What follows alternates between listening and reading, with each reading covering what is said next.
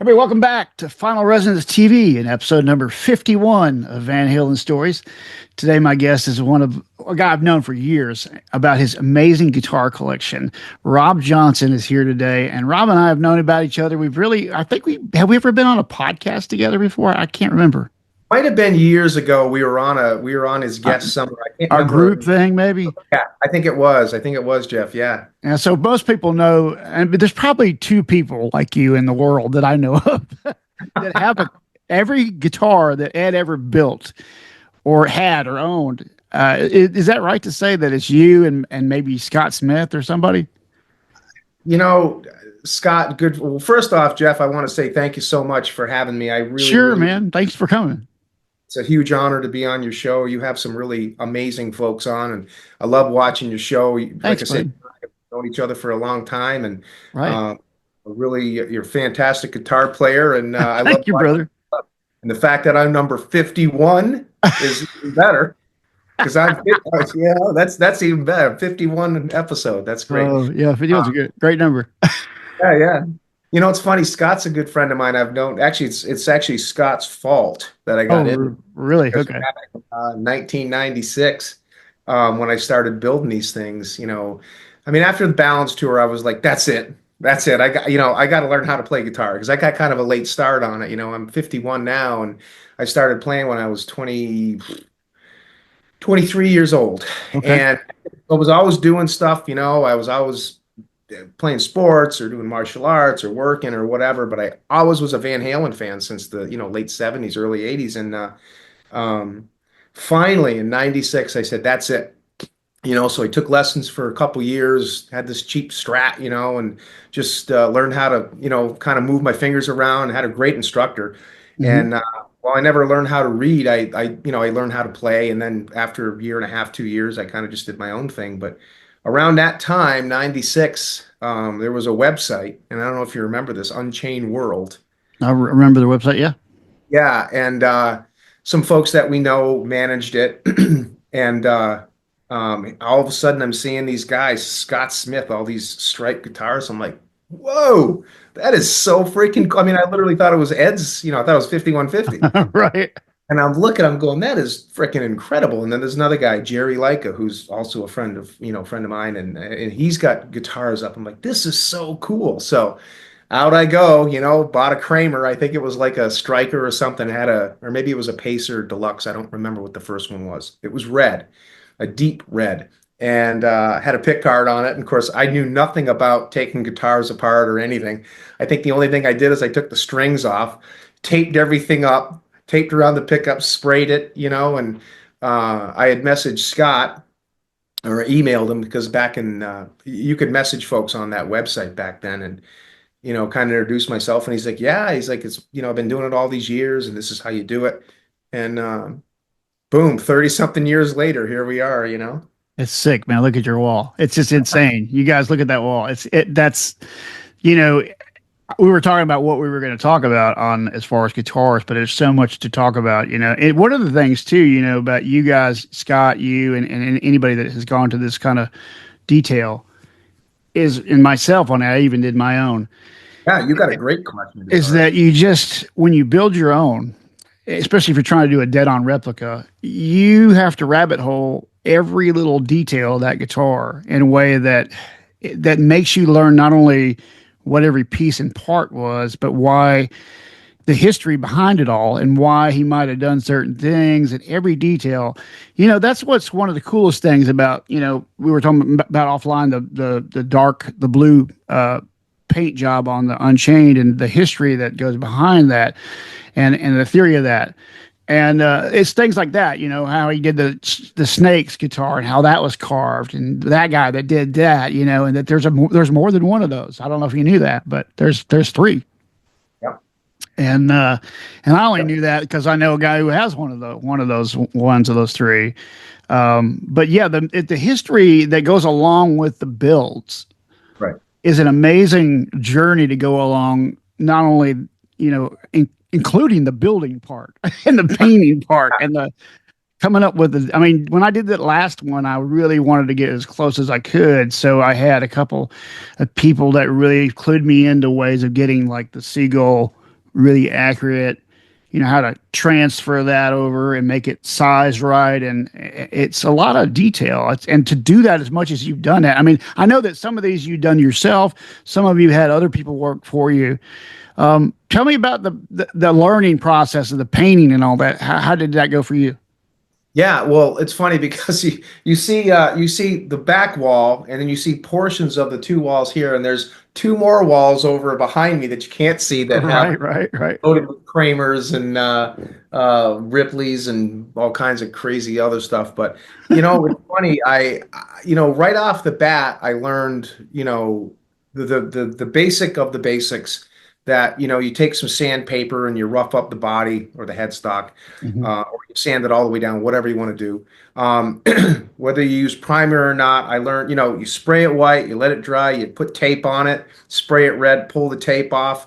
And I'll tell you, it's still to this day when I paint something, when you pull that tape off, it's like, yes. It just like morning, And it's funny, you learn techniques over the years because, when I first started doing this, I painted all my stuff. I mean, I did 5150, I did the Frankenstrat. What else did I do? I mean, I think I did the Bumblebee, the VH1. I did all the basics, a shark.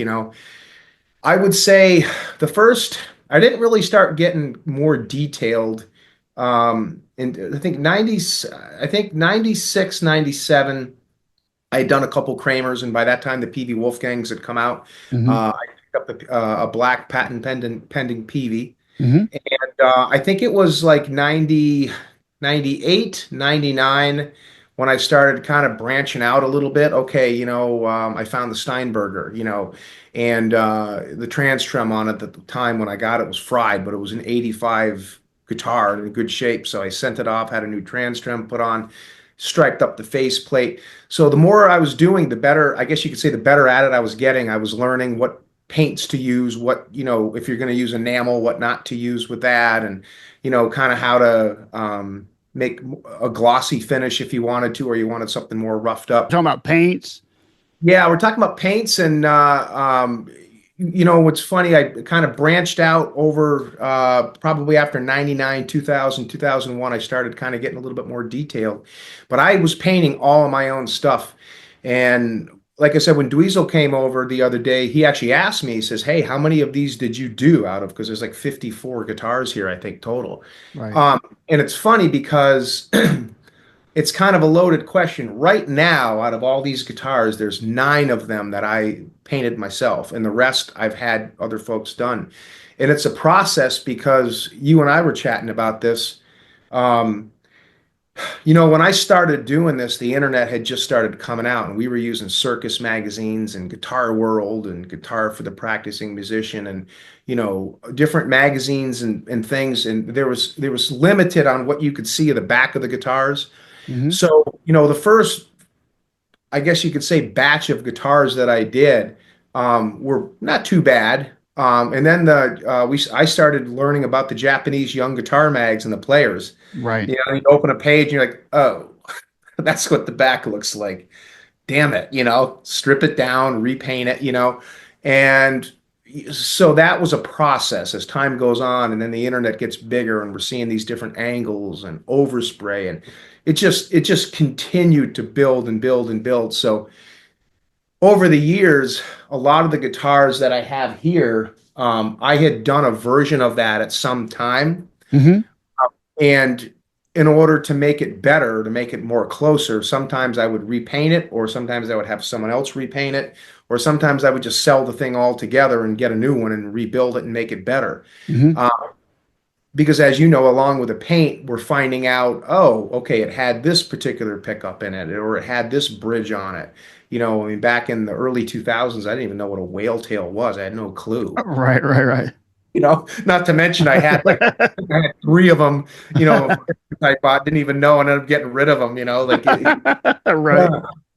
um, or not only the paint, but also the parts. And it's funny, after all these years, I'm still finding little things like, oh, okay, I can fix that. And I'm at the point now where most of it does not require getting rid of the guitar or a total paint job.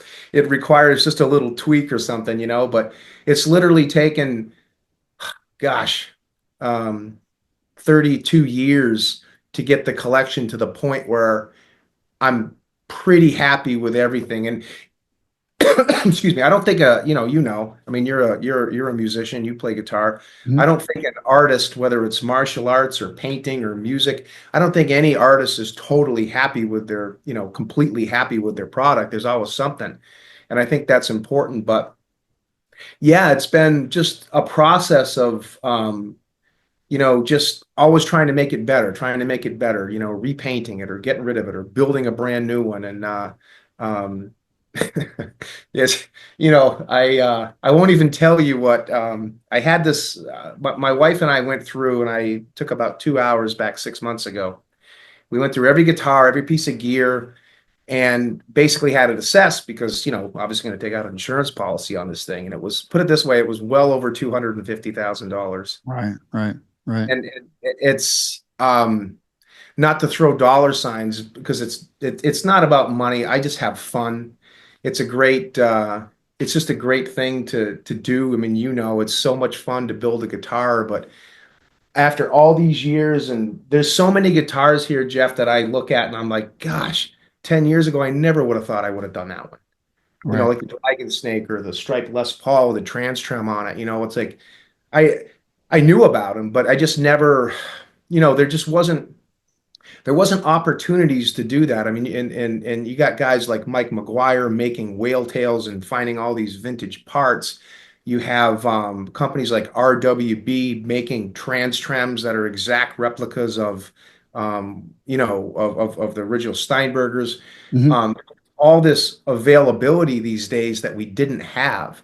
Not to mention the camera angles and all the folks that do all the studies, of different kinds of paints that were used and this technique and you know um, having the opportunity to meet with Paul Unkert years ago and literally sit down with him and have him show me the templates that he used and oh, this is how we did this. And we didn't have any, we just used whatever was laying there, just tape, and you just blade it down and cut it with a blade, some thin, some fat, we don't know what size it is, and we just picked up whatever can of red paint was there. It was Sunset Orange or it was Banner Red or, I mean, the white might have been a off white or it might have been a gloss. We don't know. It was just, it was so funny. I think the biggest thing, the most ironic but interesting thing I can say, anyways, and I'm sure you'd agree because you build these things too, um, about the process of doing this is we make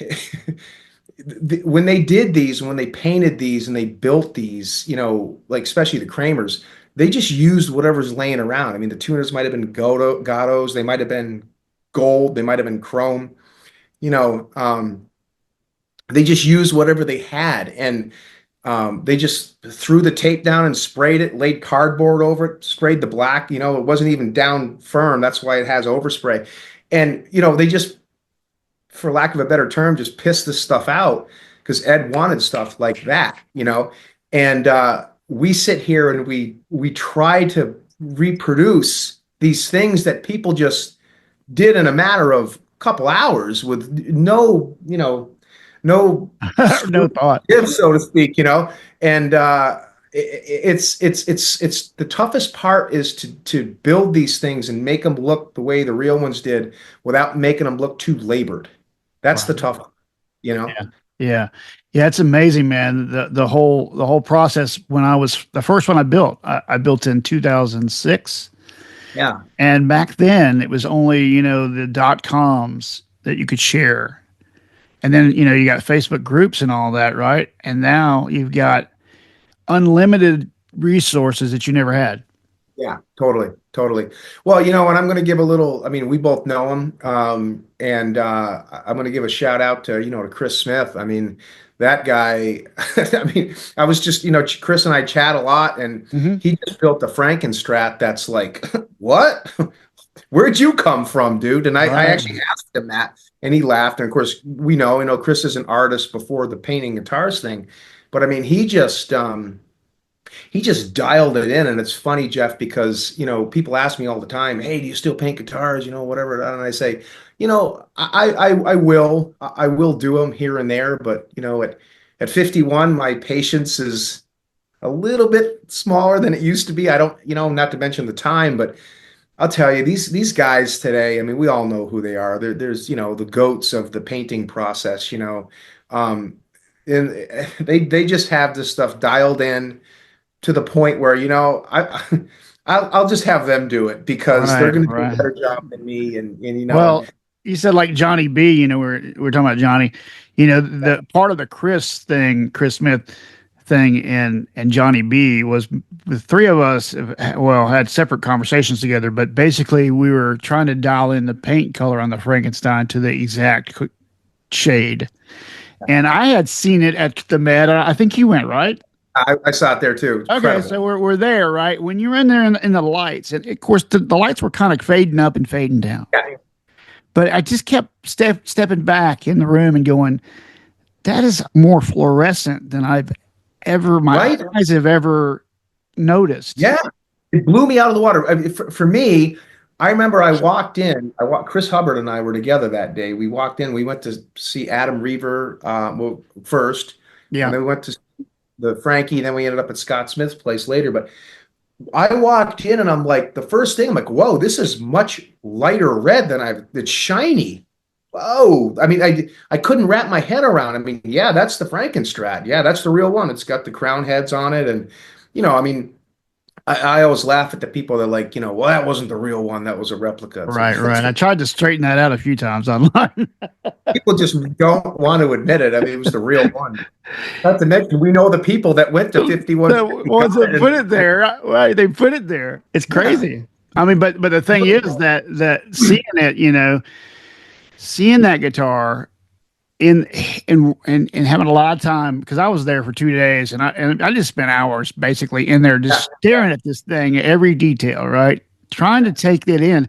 So when I get home with my images, which is high def photos, You have some of the best ones too, Jeff. You got some of the best I images. guess, but I was just trying to capture that color, but I couldn't really capture it, because it just you have to white balance correctly to get it right.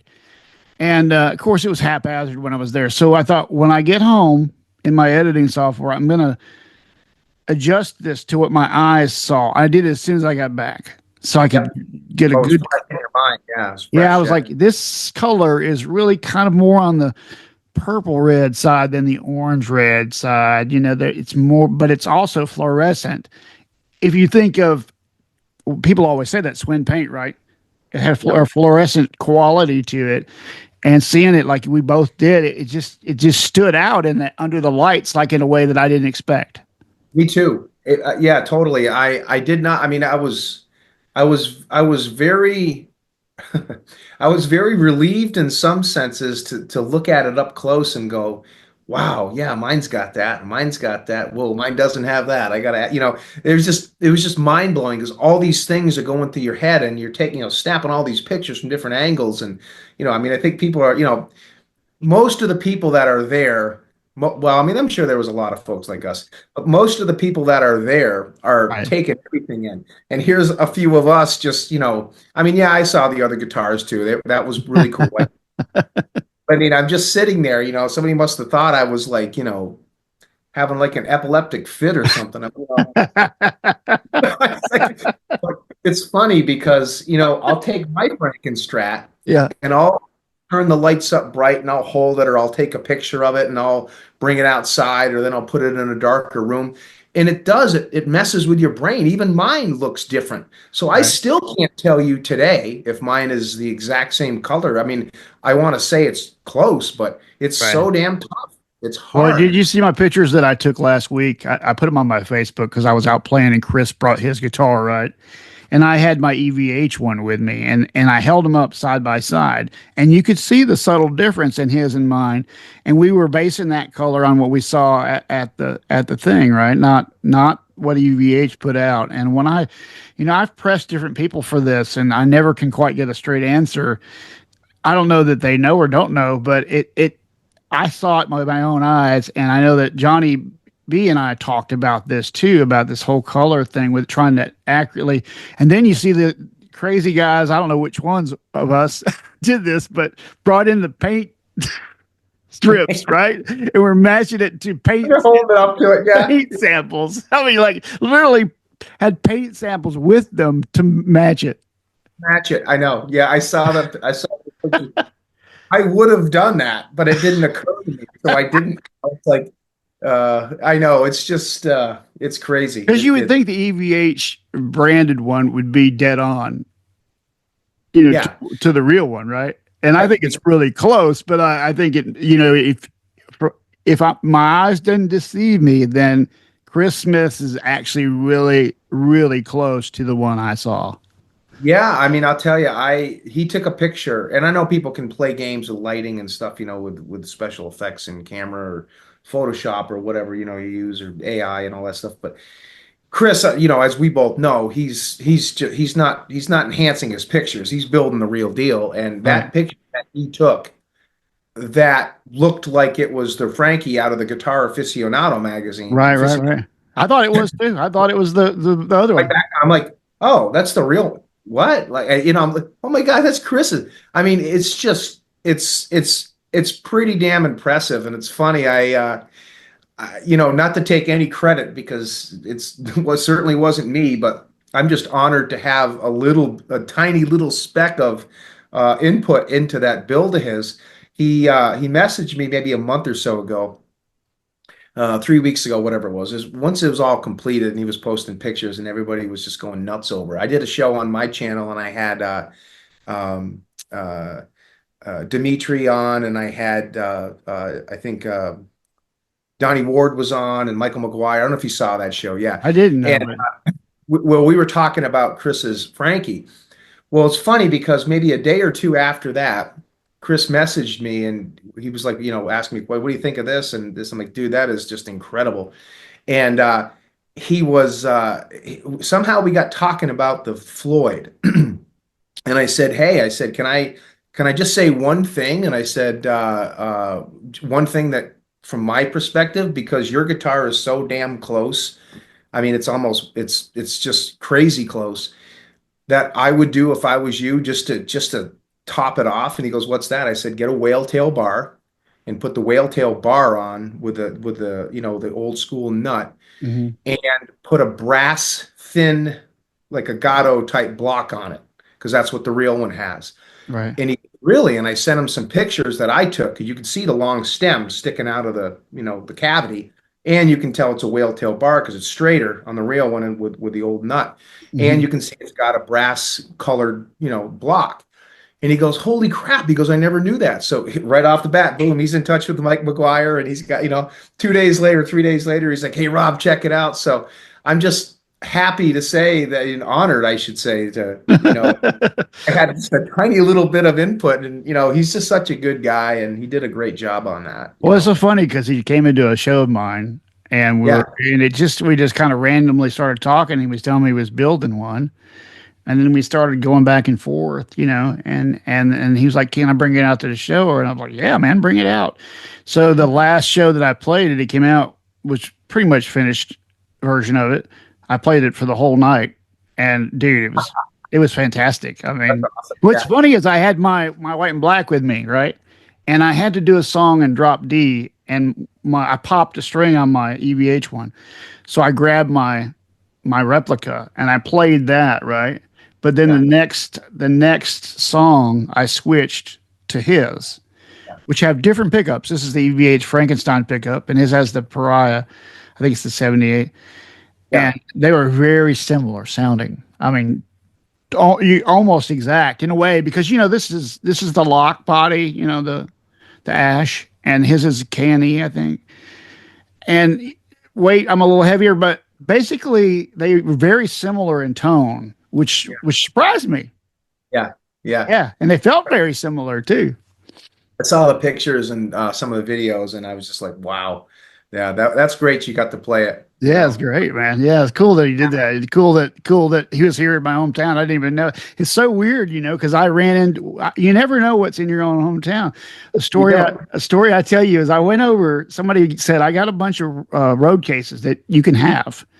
I'm like, okay. So I went over to get them for free. Right, they're just free. Yeah, what the So hell? I get over there, and the guy goes, "Come back here in the back. I want to show you something." And I don't think that he knew. Maybe he saw my Van Halen guitars or whatever, but I don't know. But I walk in the back with him. He flips open a case, and it's one of the lawsuit Charvel black and yellows Whoa. with the. Did you post something on that or I did have in you? the past, yeah. I think I remember. Yeah, yeah. It was. He flipped it open. I was like, "Whoa!" And it was with the more modern headstock. Yeah, So yeah. maybe 82 or something like that. And I was like, whoa. And then he also had a Steinberger in there. And I was like, what the You're hell? like, are these free too? Yeah. Yeah, right. Can I buy that? No. I don't part with that. Yeah, it's you're right. It's crazy. And what's also funny is, and I don't know if this guy, I'm sure he knew that, but people have stuff that maybe somebody passed away and the wife or something has this guitar or has this part or whatever it is. Right. Uh, Someone who's just not knowledgeable and they don't even know what they have, Right. you know. Right. Crazy, Yeah, right? I mean, yeah, I remember, a few years back, going into this old uh, uh, used guitar shop, and those are some of the best ones. They got the vintage stuff that comes in, the guitar centers and all that. That's great. It's awesome. But I remember going into this, and this has happened the other way to me too, where I didn't know what I was looking at. But I remember walking into this old guitar shop, and if you see a Kramer in there, it's like they're just trying to get rid of the thing, they don't know. This is like 3, 4 years ago. And they had this Kramer Pacer Deluxe on the wall. It was pretty beat up. So obviously I migrate over to that first, and I'm like, that's a freaking whale tail. Mm. That's okay. Looking around. There's nobody, people are just looking, it's plugging in. So I pull it off the shelf and I'm looking. It's got the prototype nut on it, and beat up. Frets are shot. Who cares? They wanted $350 for the guitar. I'm like, can I just take the bridge and the nut and you can keep, I mean, like, you got to be kidding me. Like, what? People, and that's a little bit, I mean, it's not like you're sitting on a 59 Les Paul. I mean, you're talking about Sure. parts. Right. There's Right. not a lot out there that can appreciate a bridge like folks like you and I can. It is funny though. There's people just don't know what they have Oh, sometimes. yeah. I like the Kramer Ripley that I picked up. I should Right. grab this Kramer Ripley that I picked up back, I don't know, three, Wow. 4 years ago. Awesome. I Killer. always wanted one. I had a chance to get one years ago and I didn't. Um, I saw this on I kind of always wanted one, but just one of those, I just, I don't have, I don't know, 3, 4, 5 grand, whatever, to lay down on one of these guitars. Because they are a pretty rare one now, and they are going for, a pretty penny. And I'm on Marketplace one day, type in Kramer guitars and I see Kramer Ripley. So I'm like, huh, look at it. And guy wants, I think it was like $1,100 or something for it. And I'm like, you got to be kidding me. And I'm looking at it, it's like super condition, original 1985, first owner, original Kramer case. Mm. So I messaged the guy and I'm like, hey, like I'm interested in the guitar. Can I give you a call on it? And it's like you don't want to screw yourself, but at the same time, you don't want to, you don't want to take someone for a ride either. It's like I'm just not that kind of person. Right. Right. Uh, I'm not going to say I'm going to give you 5 grand for the thing, but I called him and he's like, yeah, he's like, he's a musician. He plays out, never plays it. He goes, it works great. And I said, that's a pretty rare Kramer. And he goes, no, I know. I just kind of want to move it. And he goes, I said, tell you what, I said, I said, I just don't feel comfortable with that. I said, how about 15? And he goes, that's great. And he only lived not even an hour away. Wow. And I mean, here's this freaking Kramer Ripley that this guy's been sitting on all these years, and not, never played. And Yeah, I got it back, and it needed a setup, so I set it up, and I think it needed a truss rod cover, so I put one on and switched out the Floyd posts and a couple other little things. But yeah, it plays great. And then that weekend, I was actually going to Steve Nowicki's house down in Brooklyn, and Mhm. he's like, "Bring that Ripley along." So I did, and we jammed on it, and just it was just so cool. It works great. So yeah, so this was one of those rare finds that I just didn't, I mean, it's not super rare, but I mean, But it's not the still, kind of car that you yeah. find 1,500 bucks. You know what I mean? Yeah, that's amazing, man. You know what? Sometimes, I think like somehow things just work out, and you're the guy to have it, dude. I mean, really. And it's funny because he when I went down to pick it up, my wife and I went, we made a day trip out of it, and just went Right. and she stopped and got lunch and stuff, got the guitar. And when I got there, of course, she comes in because the guy's wife was there, so they were talking, and he brings me back. He's got a nice guitar room, nice amps, and he's showing me all his other guitars, and made a good friend out of him too. And it's funny because we were chatting about stuff, and he goes, it's funny. I hear this all the time. I even heard this the other night from one of Dweezil's bandmates. I showed him a couple pictures, and he goes, "What? You're that Van Halen, Rob John. I know who you are. I see your stuff."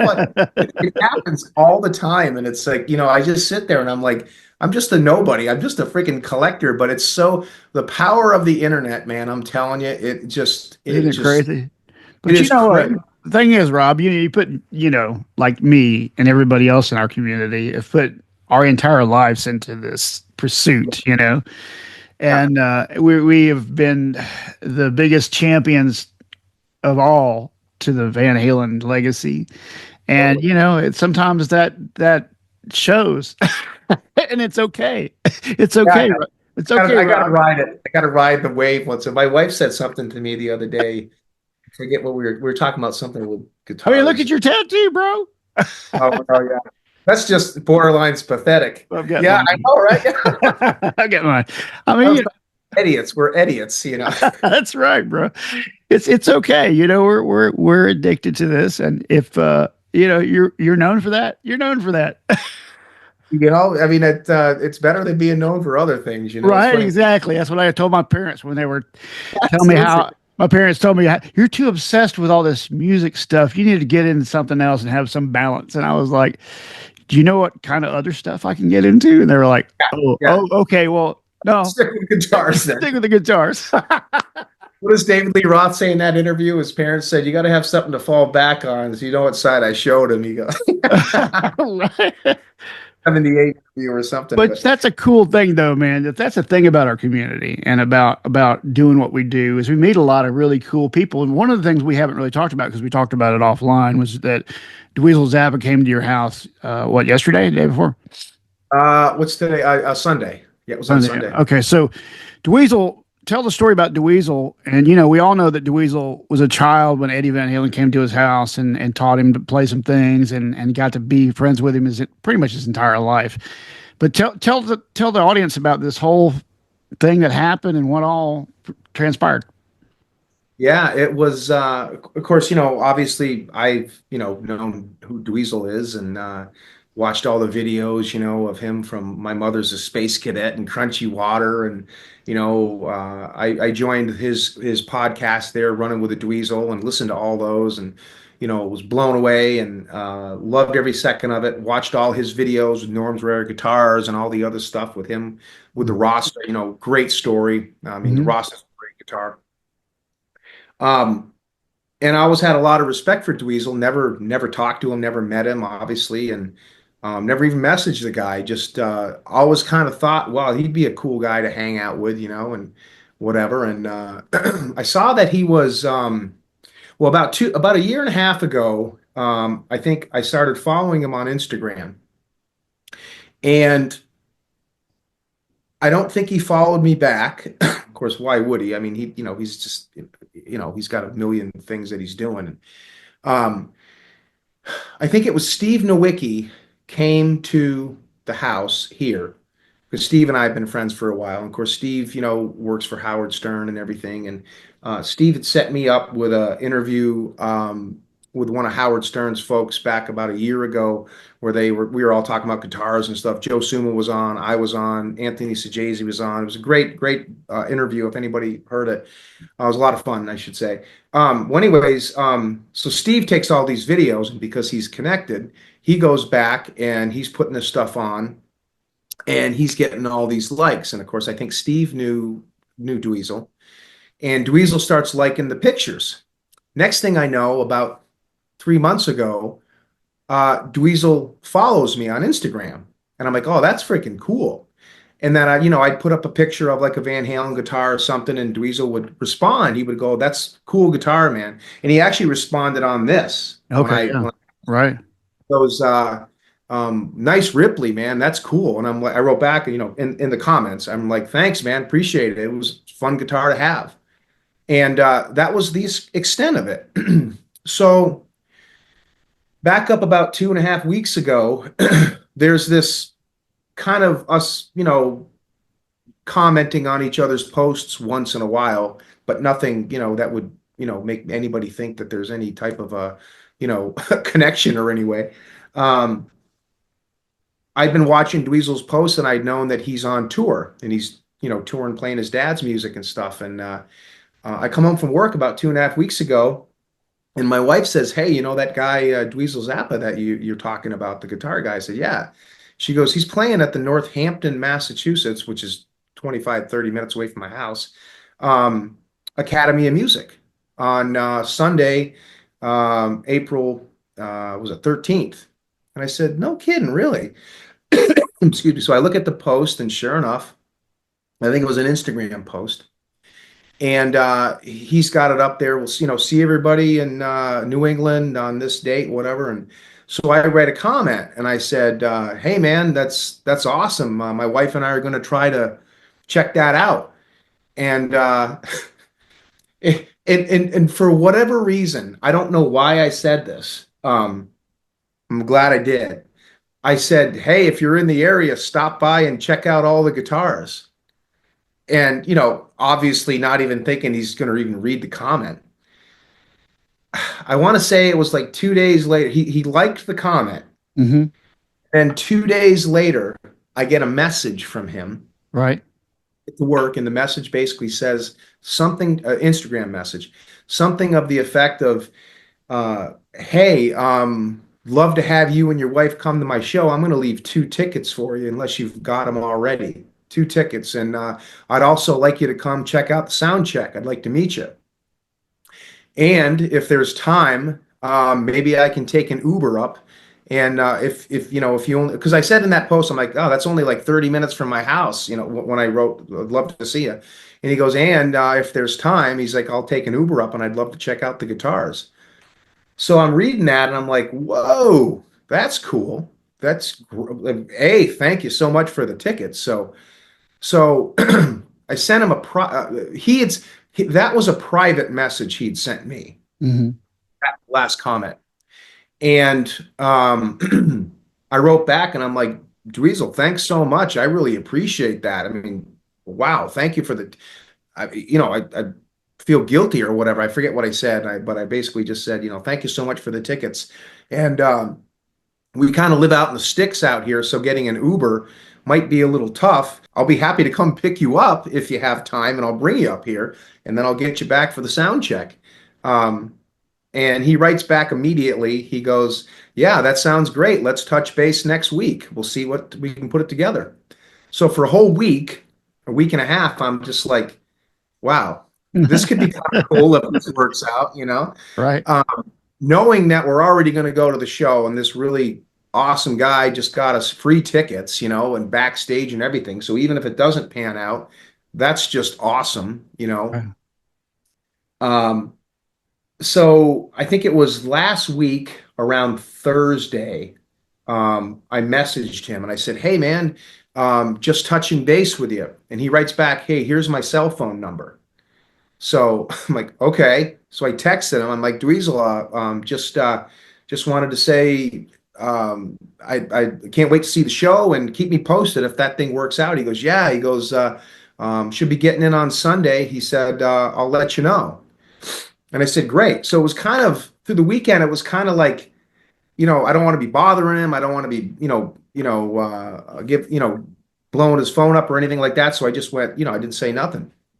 I said, sounds good. Talk to you on Sunday. Right. Uh, the whole weekend, I'm kind of thinking to myself, like, gosh, it's like being kind of nice to have a plan here so I know what's going on so she can, have somebody watch the kids and whatever. Saturday, a few days back, he messages me and he says, hey, man, just touching base.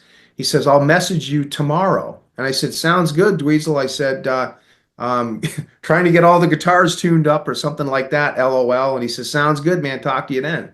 Sunday at 10:30, he messages me and basically says, hey, let's come up with a plan. He said, if you're still up to pick me up, can you pick me up at noon right at the venue? He says, just pull around back where the tour bus is and I'll come out. And they said, if you can have me back to the venue around 2:30 or so, and you and your wife can come hang out with me and, do sound check and I'll show you all the guitars and whatever. So I'm like, hey, babe, he's coming. Can you clean the house? And which was anyways, she had already busted her butt the day before, but so I literally didn't even get a chance to get my workout in, because I didn't think this was going to go down till like 3, 4 o'clock. I jump in the shower, come out, go flying out, change, get in my car, zip down. I'm there just about noon. Pull around back of the building. There's the big tour bus there with the utility wagon on the back of it. Pull up, and I text him. I said, "Hey, I'm here," and he goes, "Be right out."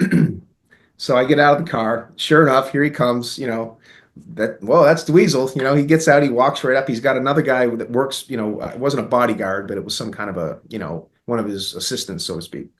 Comes up and I'm like, hey, how you doing? He's like, hey, Rob, how are you? Nice to meet you, man. Yeah, you too. And he goes, hey, this is Mike. Mike works for me. And I say, hey, Mike, nice to meet you, sir. And Mike says, Rob, he goes, please bring him back. We never do this. He goes, don't just let him take off. Can you please bring him back? He's got a show tonight. And I'm like, I promise you, I'm bringing him back. I'm not kidnapping him. And Dweezil, he laughs. So we literally, we hop in my car and I got Van Halen planned, but I'm like, maybe I'll put something else on. And he gets it. He's like, oh, Van Halen, that's cool. So I like turned it down a little bit so we could talk. And here we are. I'm driving back to my house, and Dweezil and I are chatting about where he lives and what's going on and how's the tour. And Right. was, I would say, probably super, super, super nice guy. For the first 10 minutes, he was probably a little bit more reserved and a little bit more quiet Hmm. because I get it. I mean, is this guy going to be like, drool, whatever. I'm not that kind of person. I don't really fanboy out. I mean, I'm excited, but I'm not, it is what it is. I mean, we're just people. Right. Once he got that kind of feeling that I wasn't going to be like that, and I was just casual because I'm, talking about my job and what I do, and we're talking about him being married and me and how long, it's something just switched, and he was just like, boom. He just, you know, um, it was like known him for forever, just the nicest guy, and Right. I live up on the top of a mountain, and 70 acres. So we're driving up here, and I'm looking at him like, yeah, we're going into the sticks. And he starts laughing. He goes, yeah, I think so. Here's this LA guy. Well, he loves the country. He's a country guy. He loves it. So we get to the house, pull in, walk in. Walk in the door, and my wife's there, and how you doing? And he sees Barney, and Barney comes over, and Dweezil's petting him and everything. And he's showing us pictures of his dog and his family and everything. It's great. And I knew that I knew there was I wanted to have some kind of a gift for him. I didn't, I didn't feel comfortable not having anything. But I'm like, yeah, there's all these guitars, but I'm like, it just doesn't, like, I don't know. I got to come up with something a little more original. Well, it pained me to do it, but I think it went to the right home. About 3, 4 years ago, some guy overseas made these Eddie Van Halen statues about this high, and he made a diver down version and a live without a net version. And Jeff, I'm telling you, these things were awesome. And if you look at my Instagram page from a few years back, you'll see I got the little mini 5150 amps, and then there's Eddie in the middle. Hmm. I said, I think that would probably be the coolest gift, something that, not a lot of people have. Because Right, the guy right. started building them and then he got shut down shortly thereafter. So having that was kind of a rarity. So I put it in a little box and put stuff on it. And I said, I think this will be kind of a good gift, something that he might kind of enjoy, just for his guitar room or whatever, something unique. Hmm. So we're getting ready to go downstairs, and that's when you guys see the Instagram video. That's where right when he started it. But right before that, I said, I got something for you. So he opens it up. He goes, "Whoa, this is freaking cool." He goes, "He liked it." He said, "Thank you so much." And I said, "Yeah, no problem." So he goes, "Hey, do you mind if we do a video?" And I'm like, Sure." So he takes his phone out, does the video, and we came down and he's checking everything out and then shut the camera off and we're talking, of course, and he goes, this is pretty freaking cool. He goes, "This is awesome." He goes, "This is exactly what it looks like in the pictures." And it's a small room, believe it or not, and I had the amp all warmed up, had the wet dry wet rig ready to go, I was like, "What do you want to play?" And of course, the first one he plays is the 5150, and I got some video. You see some of the video on the post, but Right, right. uh, I'll send you some stuff, Okay. some other stuff that I have. But he's just ripping, and I'm like, whoa. I mean, he's just doing these runs, and it sounds just like Ed.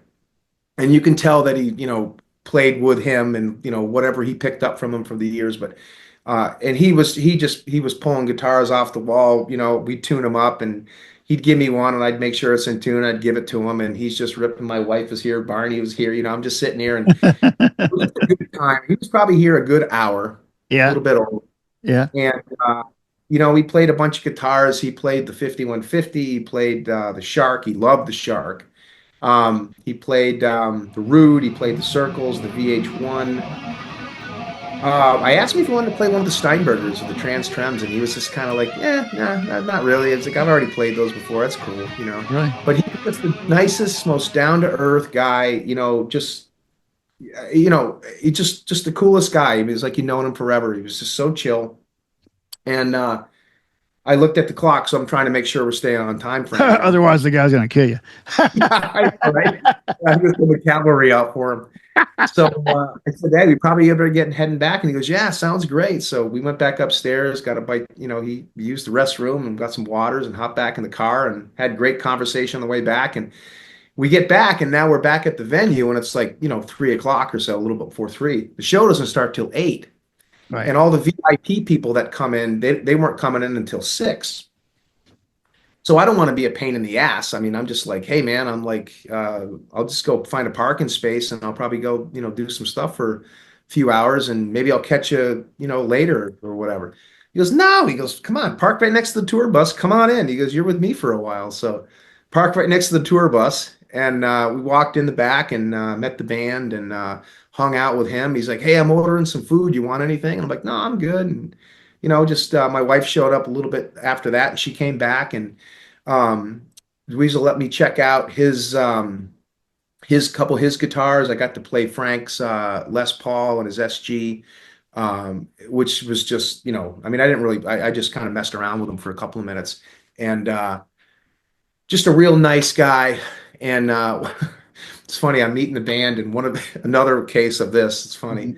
Mhm. His drummer, another guitar player, the guy's name is Zach. He's got long black hair.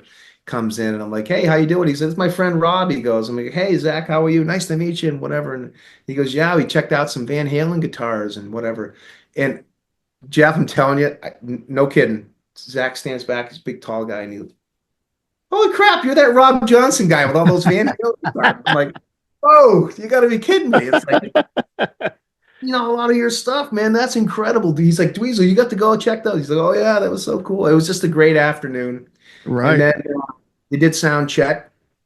And then after sound check, Dweezil's like, "Hey, I'm going to head back and I got to do some practicing and I'll catch you after the show." And I'm like, "Yeah, man, no problem." So we went and got a bite to eat, went and got our tickets and came back. Show was absolutely amazing. Dweezil plays Push Comes to Shove and they just nailed it. It was an incredible band. And if anybody has an opportunity to check out that show, I would highly recommend it. It is They are just an incredible band. And Dweezil was, obviously second to none. It was an amazing show. They did a great job. And then after the show was over, my mother and father-in-law came to the show too. They bought tickets to come. They wanted to come because they're big Zappa people, and they knew Dweezil. So show's over. I went over to see them. And I was just gonna, we were just gonna head out. We were just gonna head home. I'm gonna bug him. Dweezil sends me a text. He goes, "Hey man, where are you at?" And I'm like, "We're here." He says, "Come on back. See you for a few minutes." I said, "Cool." So we walk up. I said to my mother and father, I'm like, "Come on up. I'm gonna introduce you to Dweezil if he'll let us back." So I get there. Security's like, "No, no, no. You can't go back. You can't go back." I'm like, "Well."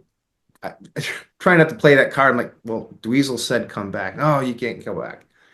So Dweezil texts me again. He's like, "Where are you?" And I'm like, "The security's not letting me back." He goes, "Hang on a minute." So this guy comes out. You can let him back in. So I brought my mother and father-in-law back, and they got to meet him for a few minutes, which was so cool.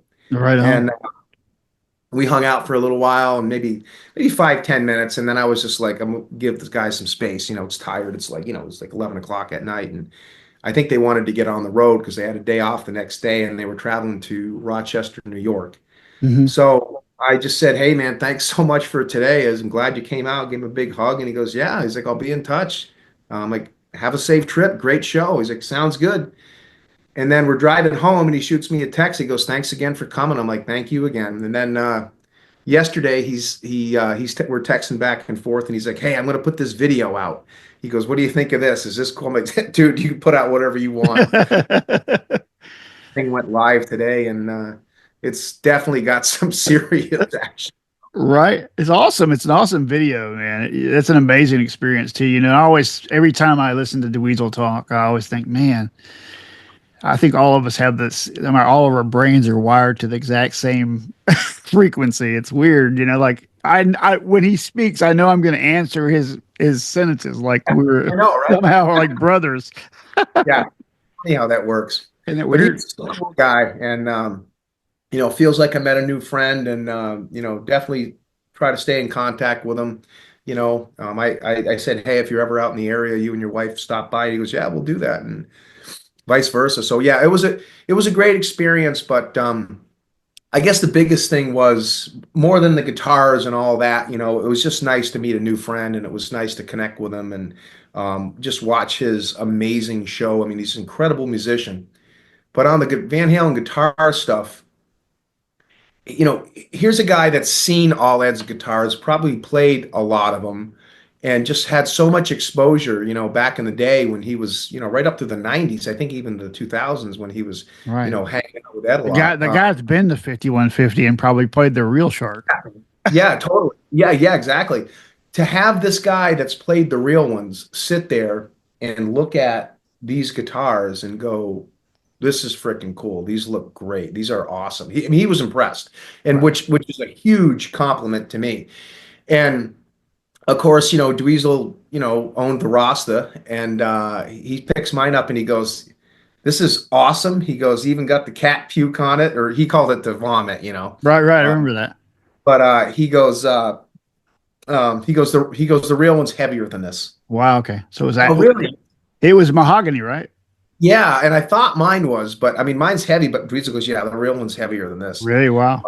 Then he picked up my Frankie, and he goes, "This looks amazing." He goes, "This is incredible," but he goes, "It's too heavy. The Frankie's not this heavy." He goes, "This is how heavy the Rasta should be."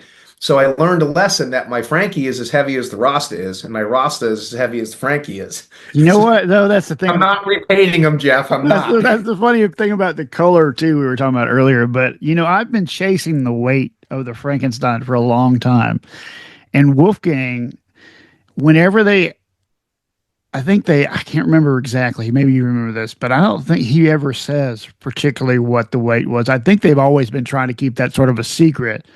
I think they are. You know what Dweezil told me, and I hope I'm not, giving away anything. He told me that the Frankie weighs about as much to his. He told me in this room a couple of days ago the Frankie is about the same weight as the 5150. That's what he told me, and I was like, Wow. Okay. "Really?" And my 5150 is super light.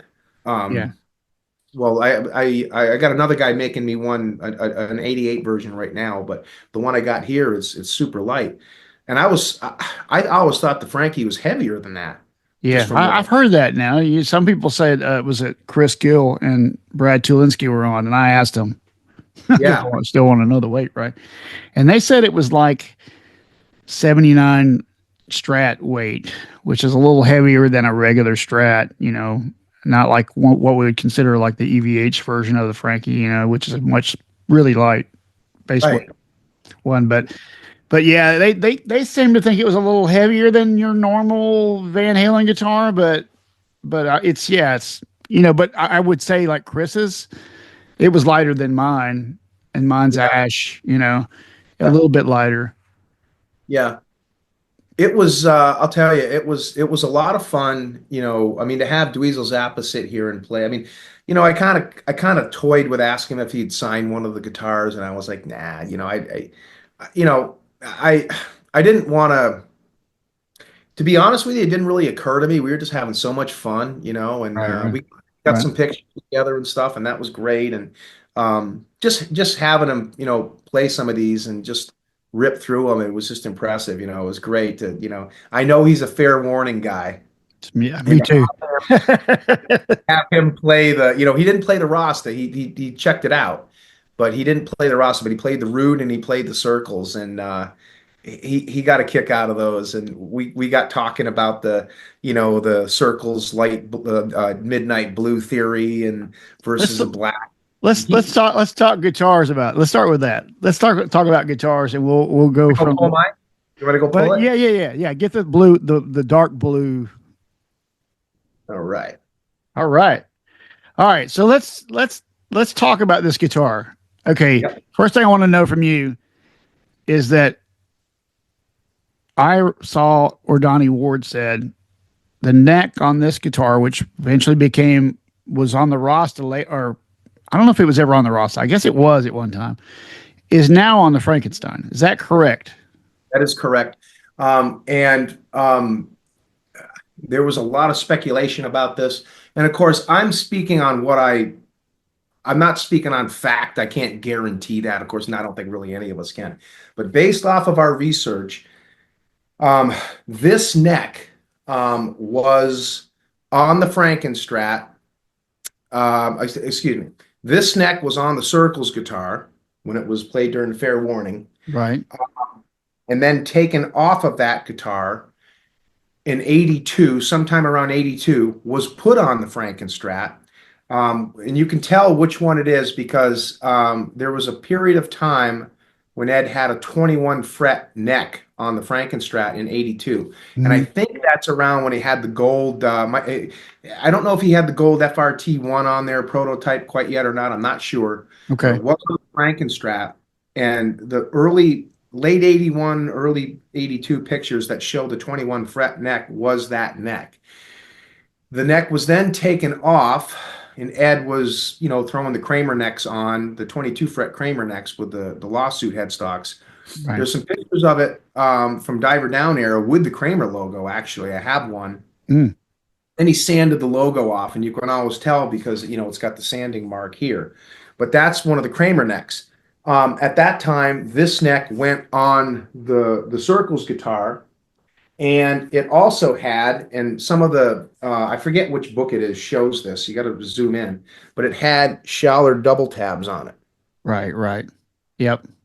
And that's why when you see the Frankenstrat, you see those extra holes because it's got the Gatto crowns on it now, but they have the extra holes because these were not these exact ones, of course, but these were the tuners that had Schaller double tabs on it. So he pulled this neck off the Circles guitar. The neck just kind of sat in 5150 or wherever for a number of And years. this is what we connect Dweezil's story because when he got the Rasta, which was this painted over later, it did not have a neck on it. Did not have a neck. There's one piece of information I'm not sure of, and I would maybe have to kind of go to Donnie on that or somebody else. I'm not 100% sure, but 80, late 81, early 82, this body gets repainted as as the Rasta. Ed throws a Strat neck on it. I don't know if I cannot tell you if it was this neck or not. It might have been that neck. I'm not sure. Very well could have been. I don't know, but I do know that this neck was on this guitar when it was the Circles before. Right. Body gets painted. Ed plays it a few times during the Diver Down tour, although there's no video footage of it, but there's But there's pictures of there's pictures without the painted headstock. it. It's Just yeah, a that's non-painted. Right. Right. I can't remember, Jeff, if it's a 21 fret or not. I'm not sure. It might be, there's tons of pictures of it. I have to go back and look. If it's a 21 fret neck, it's possible it could have been this one. We're just not sure. Hmm. At that time, the guitar had an FRT, it had a whale tail. It was actually the prototype whale tail that ended up on the Kramer ad guitar. Mm. At some time after Diver Down, the body gets taken, the neck and body get taken off. In the 84 Panama video in the hotel room, the headstock is painted. And that's when, the roadie opens the door and throws the guitar in, and Ed's holding the Rasta Strat, but he's Hmm. holding the pieces. The neck's not attached, but it is a striped headstock, I believe. So at some point, they painted a neck headstock like the body. So the headstock was painted, probably a year or so after the body got painted. I don't think Ed knew what he was going to do with it. Hmm. We told Dweezil he never really liked the guitar, actually, which is kind of interesting. So this neck, at some point, like I said, at that point, it's just sitting at 5150. And then we know the Frankenstrat goes, through the modification of the Kramer Chicken Hawk beak neck, classic headstock in Right. the Jump Festival, Jump video. And then in the, I think it's the mid or early 80s, early to mid 80s, it, has the Tom Anderson striped headstock hockey Right. stick. Right. So good video. And then in 93, I believe, I think it's is it 93? I think it's 93, 92 or 93, around that time. This neck gets put back on the Frankenstrat and has stayed there ever since. So that's when we see it at the Met with that, and there's that comment that Donnie makes. It's a telly heel, so it's a square heel. Is that right? It's not rounded. I think this one has that. Yeah, this one's rounded, but yeah, it's a squared, it's a more squared heel. Hmm. But this it's kind of an interesting story, but one of the, like I said, one of the telltale signs on it is, and of course it could have been anything, but Ed used these all the time, but it did. It had the Sure. Schaller double on it. Sure. But that's what they say, that the neck was on the Frankie, then went to the Circles and ended up, remaining on the Frankie. That's cool. But That's a cool piece of history because for me that guitar was my entry point with Van Halen. yeah, The Circles for me was before. I mean, Don Kirshner's rock concert came on and yeah. the video was there, and I saw that. That was the first time I ever saw him playing anything. So that guitar for me was like the entry drug to Van Halen. So that's why I've been obsessed with it ever since. Oh, it's a great guitar, I'll tell you. And I've had probably, gosh, I want to say 3 or 4 replicas of this guitar over the years. I did have the EVH version at one point, Hmm. and I ended up getting rid of that because I just wanted to go back to a custom build. When the EVH version came out, I had a custom build, not this particular one. Hmm. It wasn't the 2-inch thick version. And I said, oh, I'll try the EVH one. And I loved it. It was a great guitar. But then, you know, I'm just one of those guys. I'm like, oh, I gotta have the exact, custom build. And I did another black one. And then, So I where, had, where does this blue thing start? Yeah, that's what you're about to say. excuse me. So back in, I want to say like 2004 or five, Scott Smith, Gary Leica, and I were having a conversation. And way back then, they were telling me that this thing was blue. And I was like, really? And okay, I mean, yeah, you guys know better than me.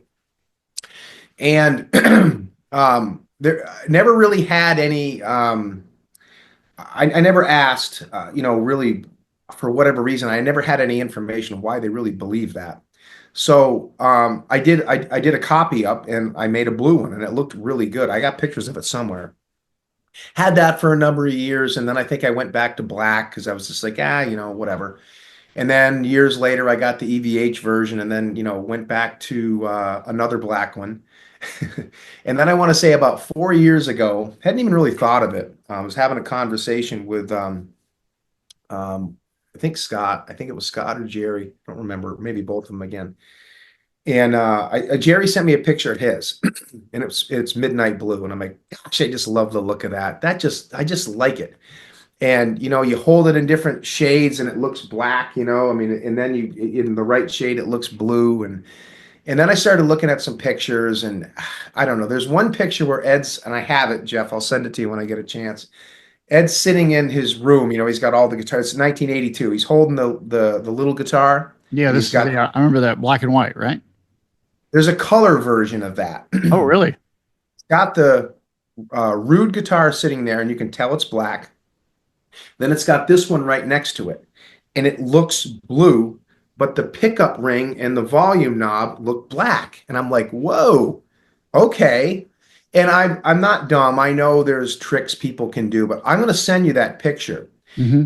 And it doesn't really look too doctored up to me because all the other black stuff looks black. So that just kind of always stuck in my head. So when I was talking to those guys, they told me that Rudy had told them at some point that Ed, at the time, 81, early 81, Ed was always saying, sick of people copying my stuff. I always wanted to turn the corner on people. Let's do this guitar. And he said, Rudy went out and bought deep, deep, deep blue paint. And that's what it is.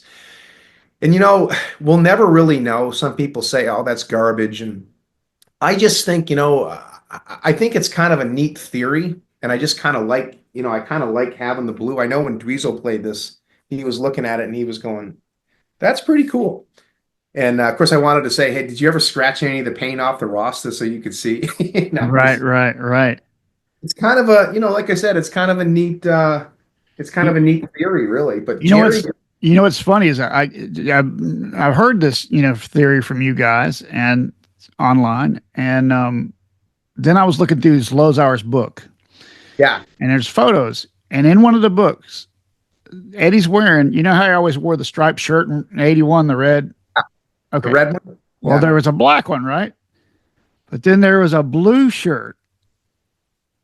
Oh my gosh, I never picked up on that. And I'm not sure if it's blue, like we always thought the black shirt was blue, Yep. or it's actually a different shirt. Now he had a That's a yellow whole, one too. He had a yellow striped, he had a red striped, he had a yep. we think black or blue or both striped. And I think I might actually know the person. I'm not sure 100%, but the lady who did all their fashion stuff, Oh, really? she might be on. So I might have a I might have a source. That would be pretty cool. That would be pretty cool. So I don't know. Maybe it was blue, bro, and he had a blue shirt to match it.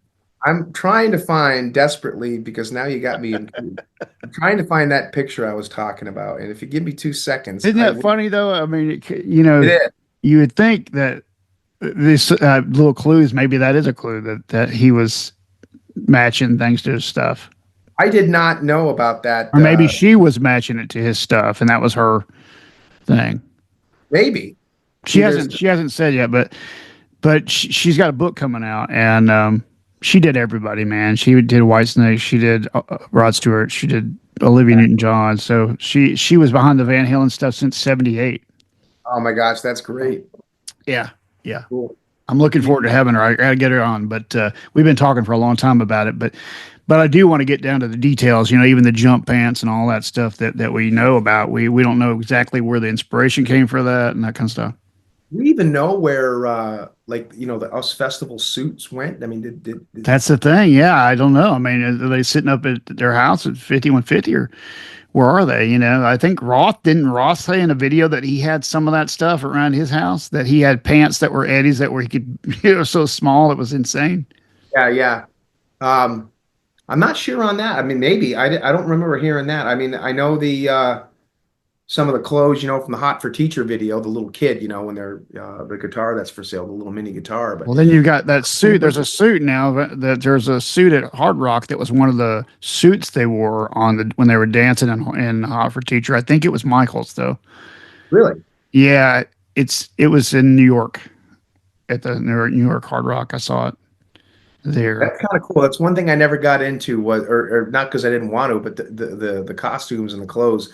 That would be pretty cool to get some of that stuff because there was some really neat, interesting, I know, like there's so really many cool stuff. fashion and or all of these colors and striping and everything that Ed did and all this stuff around it. It's such a interesting impact on the 80s culture. I even think that this lady that I'm telling you about might have been responsible for the leopard print as it becoming the 80s thing, right? Yeah, yeah, She apparently had a thing for leopard print and integrated it into her designs. that's cool. Yeah, And because Rod Stewart, started doing this with Olivia Newton-John. She was really close to her. yeah, And so some of that stuff bled over, and that's one of the things I want to find out from her. that would be cool. I know because Rod Stewart was big into the leopard. That's right. That's exactly what I'm saying. In 81, the Tonight I'm Yours tour. He wore the leopard pants and Cruel but Fair t-shirt and all that. And she was behind it. That Yeah. is so. I just sent you the picture that I Okay. found. Great, man. Check it out. You'll look at it and go, "Whoa, that's pretty cool." That's But the awesome. other thing to say is just look at the pickup ring and the volume knob when you see this. Okay. Just Okay. wonder why those look black and the body doesn't. But Let's grab the Rasta so people that maybe aren't as familiar. This is the transition that he made when he went from that guitar to the next paint job. And a lot of people don't believe that the Rasta was the Unchained Stripes and Circles, but it is. And it was eventually in Dweezil's hands because Ed gave him this body. He didn't give him the neck, but that's that guitar you just saw, the blue one there. This changed into this. yeah, really, really cool design too. And like we said, the headstock got painted a few years after the body did. Um, So and this, I wonder how much of this, how much of this did his text do, and how much did he do that's a after? good question, Jeff. I've always wondered that. I mean, there's speculation on, did Eddie even paint the Frankenstein? We think that he did, but some of the later guitars. I mean, we know he didn't paint the 5150 or the 84 or the Kramers because they were being done by Paul Unkert or George Felice and those folks, and even Zeke Clark, I think, did some. But That's back right. in the early That's what I was 80s, going to say. Another thing too, before we get off subject with the circles, is that I've been told, and this is what I've been told by one of my previous guests. It's on one of the episodes that the circles actually showed up in Grover Jackson's shop at the same time as the Bumblebee. The guy was in the shop, saw the Bumblebee and the circles sitting together. I don't know what that means, whether Ed built it and then brought it to Grover, but it seems time frame wise that problem period, it's hard to line that up, but how that would work. But I'm just putting it out there in case someone knows. that would be. I think it's definitely possible. I think Yeah, any. I mean, Ed was bringing his guitars to a lot of different folks back in those days. Ed says he switched everything out himself and did all that. I think he probably did, but I think there's also some stuff that he was having other folks do, especially if he's having different types of mods done to it. Um, I think it's very possible. hmm And that, like I said, that Circles guitar is interesting. One question I've always kind of had hmm was on this guitar, on the Rasta guitar, hmm there's pictures of this in 82 where you don't see the primer, hmm the gray primer leaking through. hmm Uh, and right, right, right, I think it's certainly when Dweezil got it is when it had that, because when Dweezil got it, he says that the body of the car was just in pieces. The body and the neck were there, but I don't know. What I don't know is if Dweezil just took the body and the neck and then put a gold Schaller Floyd on and put the Schaller blade pickup or whatever they are, and the right. tuners. I don't know if Ed gave him the stuff or if he just took the body and the neck and put it together. I'm not sure. I would have liked to have asked him that question, but I didn't get to it. But what's interesting about this guitar is Jerry painted this one for me too. Jerry's done this one Hmm. and my Rude, and he made this one a circles first with midnight blue paint. Oh, wow. Hard to tell, but you can, if I don't know if you can see, it's too darker in the lighting, but you Right. can see "Bye, see you later" on the back carved in. You can see all the circles coming down. You can see the woman here. It's really, really, really cool. And it just goes to show how, how you would have done that. I'm not sure. You take this guitar, you take the Star guitar. Those are some really, really intricate details. And I mean, painting one of these things up is a process, let me tell you. Right. Right. I've never painted one of these myself. I've always had this one done. But it is a process and it's a cool guitar. But Did you I know? think Do you know if Scott Smith, the one that he gave Edward, did Scott do that one? think Scott did that one. I think Scott and Adam did that one together, I think, because it was a gift to Ed in Hmm. 2015. And I think they I think they replicated the 82 era of that because the headstock wasn't painted. And I think it had a regular I'm pretty sure it had a regular chrome Floyd on it. When I did this one, well, this guitar used to belong to Dave Nesdahl. You know, Okay. Yeah. I Yeah. Good guy. Missed that guy. Yeah, yeah, he was a great guy. And I got this from Dave when he was still alive, obviously, and because Dave was getting rid of a lot of his Van Halen guitars, and this was an upgrade to the one that I had at the time.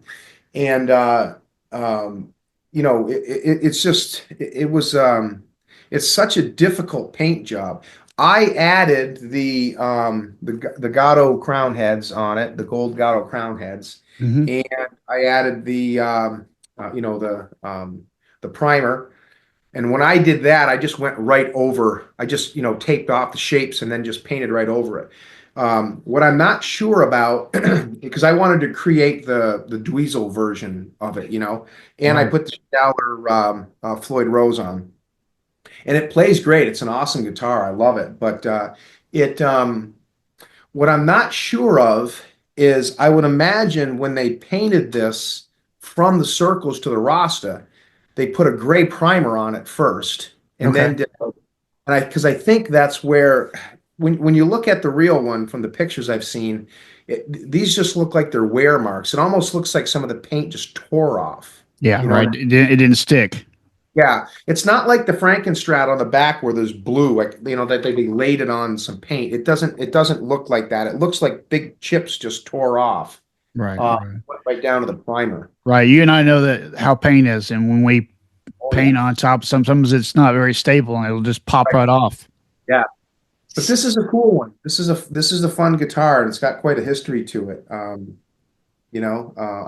glad Ed got another one back in his arsenal. Because obviously he gave the one. Jeff, a question for you. What year do you suspect Ed gave that to Dweezil? I always thought like maybe early '90s is what I'd Wow. always. Yeah. I don't know. Like, he ended up playing it on those TV programs. That was later on. Yeah, I try to think what's the first time that I ever saw Dweezil with it, and it would be those TV programs. But he's been releasing those videos, on his site. yeah, So yeah, it could have been that late. It could have been like when they were doing the fuck record. That's maybe yeah. Yep. Could have been that era. I mean, I think it could probably be anywhere between. Could have been between '86 and '93. I mean, really don't know. And again, that's a question, I would have asked him if I'd thought of it because he did talk a little bit about this guitar. Um, I don't know if I said it on the show or when we went live or if it was before, but maybe I did say it. But just in case I didn't, I know when Dweezil picked this up, he was like, "Yeah," he's like, "The real one's heavier than like that." 2-inch mahogany body, right? Yep, yep, 2 inch. And this one is 2 inches thick. I cannot tell you what type of wood it is. I would have thought that Dave would have went with mahogany, but I can't because I didn't build it. I can't prove that. I'm not Right. sure. Right, right. That's amazing. Let's look at the Rude, man. You got that crazy headstock on that one. I love that one. I know. We're some of the rare few folks that like that one. Like the geeky stuff, bro. I like the weird stuff. Me too. Me too. The weirder the better. Johnny Ward made this neck for me, Oh actually. yeah, I love Donnie. Yeah. He made my neck back there too. The replica. Wow, Yeah. Yeah. killer. This is a fun one, and it's got that weirdo Dan Electro, and it's funny the string tree, excuse Hmm. me, so close to the nut, it almost looks in pictures like it doesn't even have one. And Donnie's the one that told me. He was like, "Hey, the real one had a string tree on it, or a retainer, or whatever you want to call it, a string retainer." And I said, "Really?" And I looked at a picture. I'm like, "Holy shit! It's so freaking close to the nut, you know." So, but this is a great neck. I put the Schaller double tabs on it too. Cool. Prototype nut, and I tried to recreate, everything that it would have been when it made it, in '81. Right. It's an FRT7 on it, which is a Fernandez version of the whale tail that they made after Schaller, started tooled up and started, producing them. Hmm. Fernandez kind of finishing their contract out, but this is a great guitar and it plays. Dweezil loved this one. He was like, "Well, this is cool." But we think that this Ed liked this guitar, and as a matter of fact, this guitar is in Cleveland, Ohio, at the Hard Rock at the Rock and Roll Hall of Fame, right? That's right. That one with the one he played that was a EVH circles on the tours, right? And then what was the other one? There was one more. Star. Yep. The What? Star. Yeah. The Star, They, yeah. The ones yep. he played live, yeah. Yep. It's funny when the first pictures came out, when Adam and Nadine, was Adam's wife, they brought the guitars there. Hmm. I'm looking at the pictures, I'm like, okay, that's definitely the real Rude. And then I'm looking at, the circles and the star, and I see the red D tuna on the star, and I'm like, son of a bitch! I'll bet you those are the two that Ed played on the tour. So I messaged Adam, and I'm like, hey. Are those the guitars Ed played in 2015? I said, I see a red D tune. He writes back, good eye, Rob. So Right. they are. But Yeah. this particular guitar, it's funny because it's also 2.5 inches thick. Right. Um, I always looked at it as almost like a clone to the Circles guitar, just because it's the same, type of a guitar. Oh, one other thing about the Rasta, well, the Rasta and the Circles in this one, the Rasta and the Circles are the same. The contour is different. It's a different cut contour on these bodies. No. Wow, I see that. Yeah. Heavy.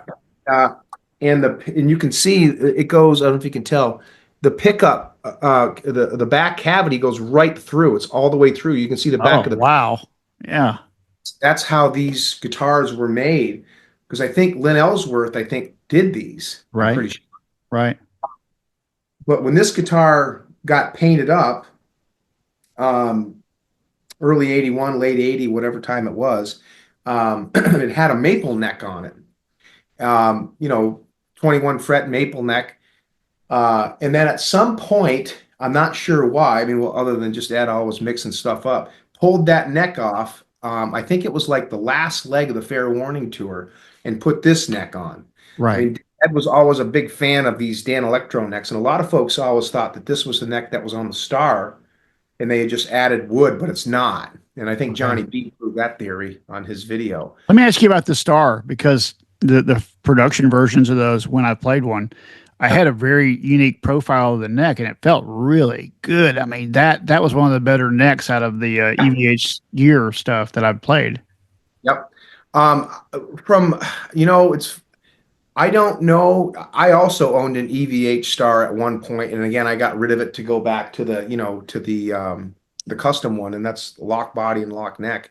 Uh, and I think Chris Lock did that one, and he said that he made. I'll pull that one just a second. He Okay. said he made that one about as close as he could to what he thought the real one was. That neck on that guitar feels almost identical to the EVH version to me.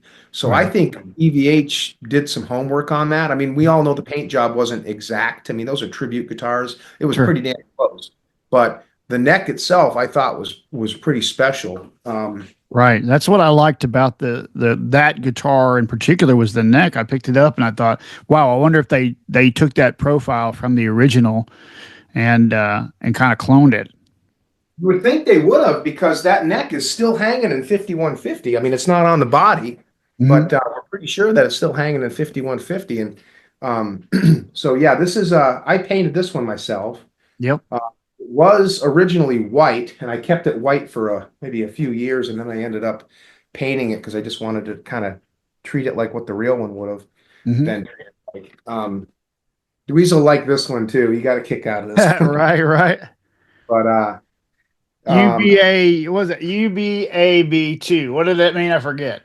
UBOB 2 is what it says, and it I don't remember what they said that meant. Somebody told me years ago, and we got to see that it said UBOB 2 because it was one of the Zlaz books came out, and you could see, whoa, UBOB 2, what does that mean? And then I did a little bit of homework and kind of figured out what the back looked like to the best I could tell, the rest of it. And Right. I'm pretty sure that's what it looks like. But somebody said there was a joke or something like that. I cannot tell you where I heard this, but I do recall there was a joke in 79 or early 80, something about UBOB something.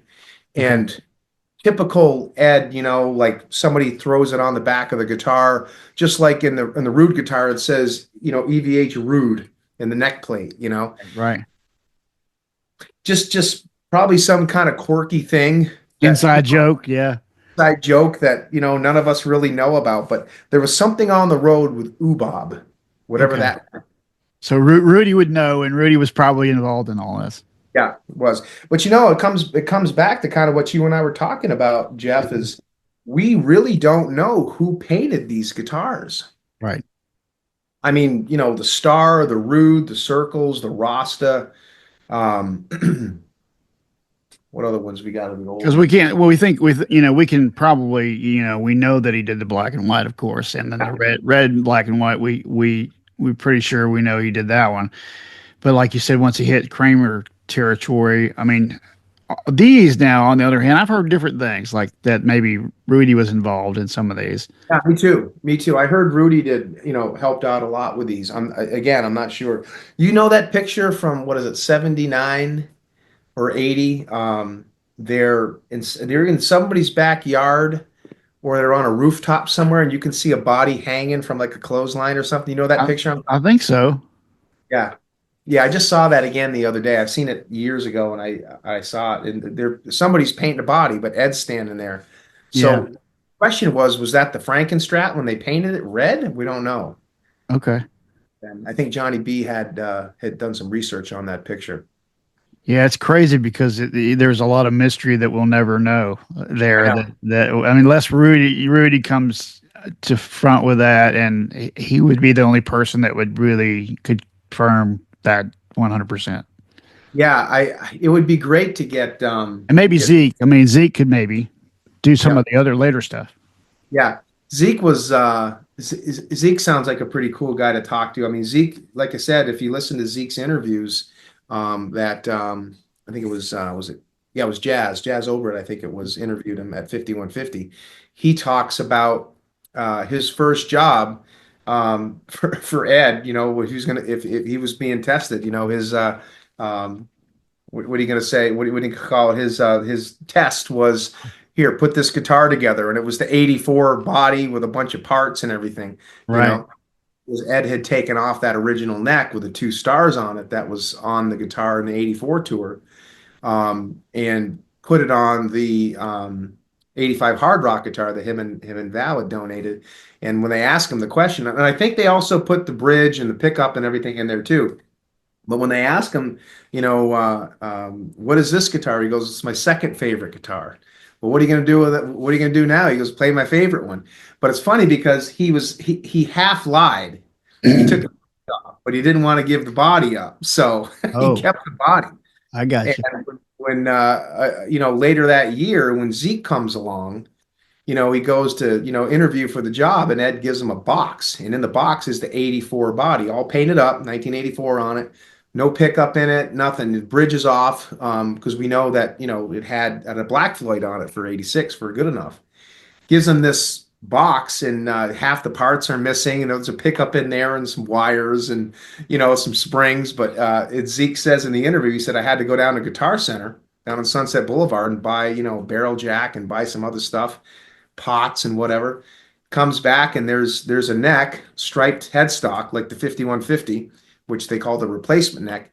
Threw that neck on, put all the parts on, black Floyd Rose, Mhm. black nut, and hands it to Ed. And he says, Ed comes out, like, oh, you're still here, huh? And he goes, yeah, I finished your guitar. And he goes, oh, I didn't think you'd be back. It'd be done so soon. He says, Ed's eating a hot dog. He says he takes the 84. He's like, mustard spills on the neck and everything, And he says he plays it, and he goes, oh, where you been all my life? Boom, that's it. So it's kind of a neat story, and it kind of confirmed that, to me anyways, that Zeke built the second rendition of the 84 guitar, but that he absolutely did not paint the body anyways, or the 5150. So we still think that, and had a lot of conversations, we still think that those two guitars were painted just about at the same time. We actually, I think Dimitri did a thing where he took the 84 body and the 5150 body and put them right next to each other, and then drew a line through, and you could literally see, we could just spray the black on both guitars at the same time. They would have lined right up. Wow. Not sure if that, I'll find that picture and That- send it that's to you. that's cool. I don't know if that's the case, but we think that the bodies were painted at the same time, but that would have had to have been wouldn't have had to have been anybody, but that would have been George Felice's time frame, because Paul Unkert was already gone. Okay. Um, and the style of the 5150 and 84 is not Paul's style. Yeah. So, I mean, again, this is all speculation, just fun to talk about, and if somebody, out there has better information, or whatever, please let us know, All because right. We want to I'm know. always looking to be proved wrong. I'm happy to be proved wrong, because I just look at it as more knowledge. But isn't that cool though that you and I were talking about that, about some of the things that through the years, that we've been confirmed on certain theories that have, played out that we thought. But, like you said, two being painted at the same time. I mean, there's a chance that they know for sure that happened or it didn't happen. And maybe it will happen. You know what I mean? I know. You'll get a kick out of this. I will find this. This will only take me a second. Hold on. Yeah, That's This crazy. We're such, I know we're such geeks about this, but the depth of history and knowledge that sits just within these guitars alone is insane. Oh wow, there you go. Isn't Crazy. that cool? That's a Yeah. pretty cool theory, isn't it? If you look at that lined up, those black stripes could have been done at the same time on the same bodies. One swipe. Right, right. That's amazing. Yeah. It really, it really is. And, who knows? I mean, we'll never know, but That's it- crazy. That's crazy. I wonder what, when Scott was with Ed and they brought him that guitar. I mean, just from the video that we have of him talking about the Frankenstein, I know he know about some of these massive collections of his guitars. it's funny. Yes, he did. Obviously, he knew of Scott's, because him and Scott, were close. I think one of the great, I know you met Ed. I know you met him in 15. I think you met him before that too, right? I met him in 15, almost met him at NAM in 92. Yeah. I believe it or not, the only time I ever met Ed was in '04, and he was actually, doing pretty good that night. It was a brief meet, but shake his hand and just chat real quick. But it wasn't, there was no time for pictures or anything like that. Unfortunately, that's the only time I really got to meet him. But I would say probably one of the best compliments I could get. Also, Dweezil coming here and liking what he saw. That was pretty awesome too, of course. Right. About 5 years, no, it was about 6, 7 years ago. Um, a good friend of mine who knows Ed, knew Ed, I should say, pretty well, told me one day, he says, hey, he said, I just want you to know that Matt Bruck was, and Ed was, or Matty showed Ed a picture of your collection, and Ed thought that was pretty freaking cool.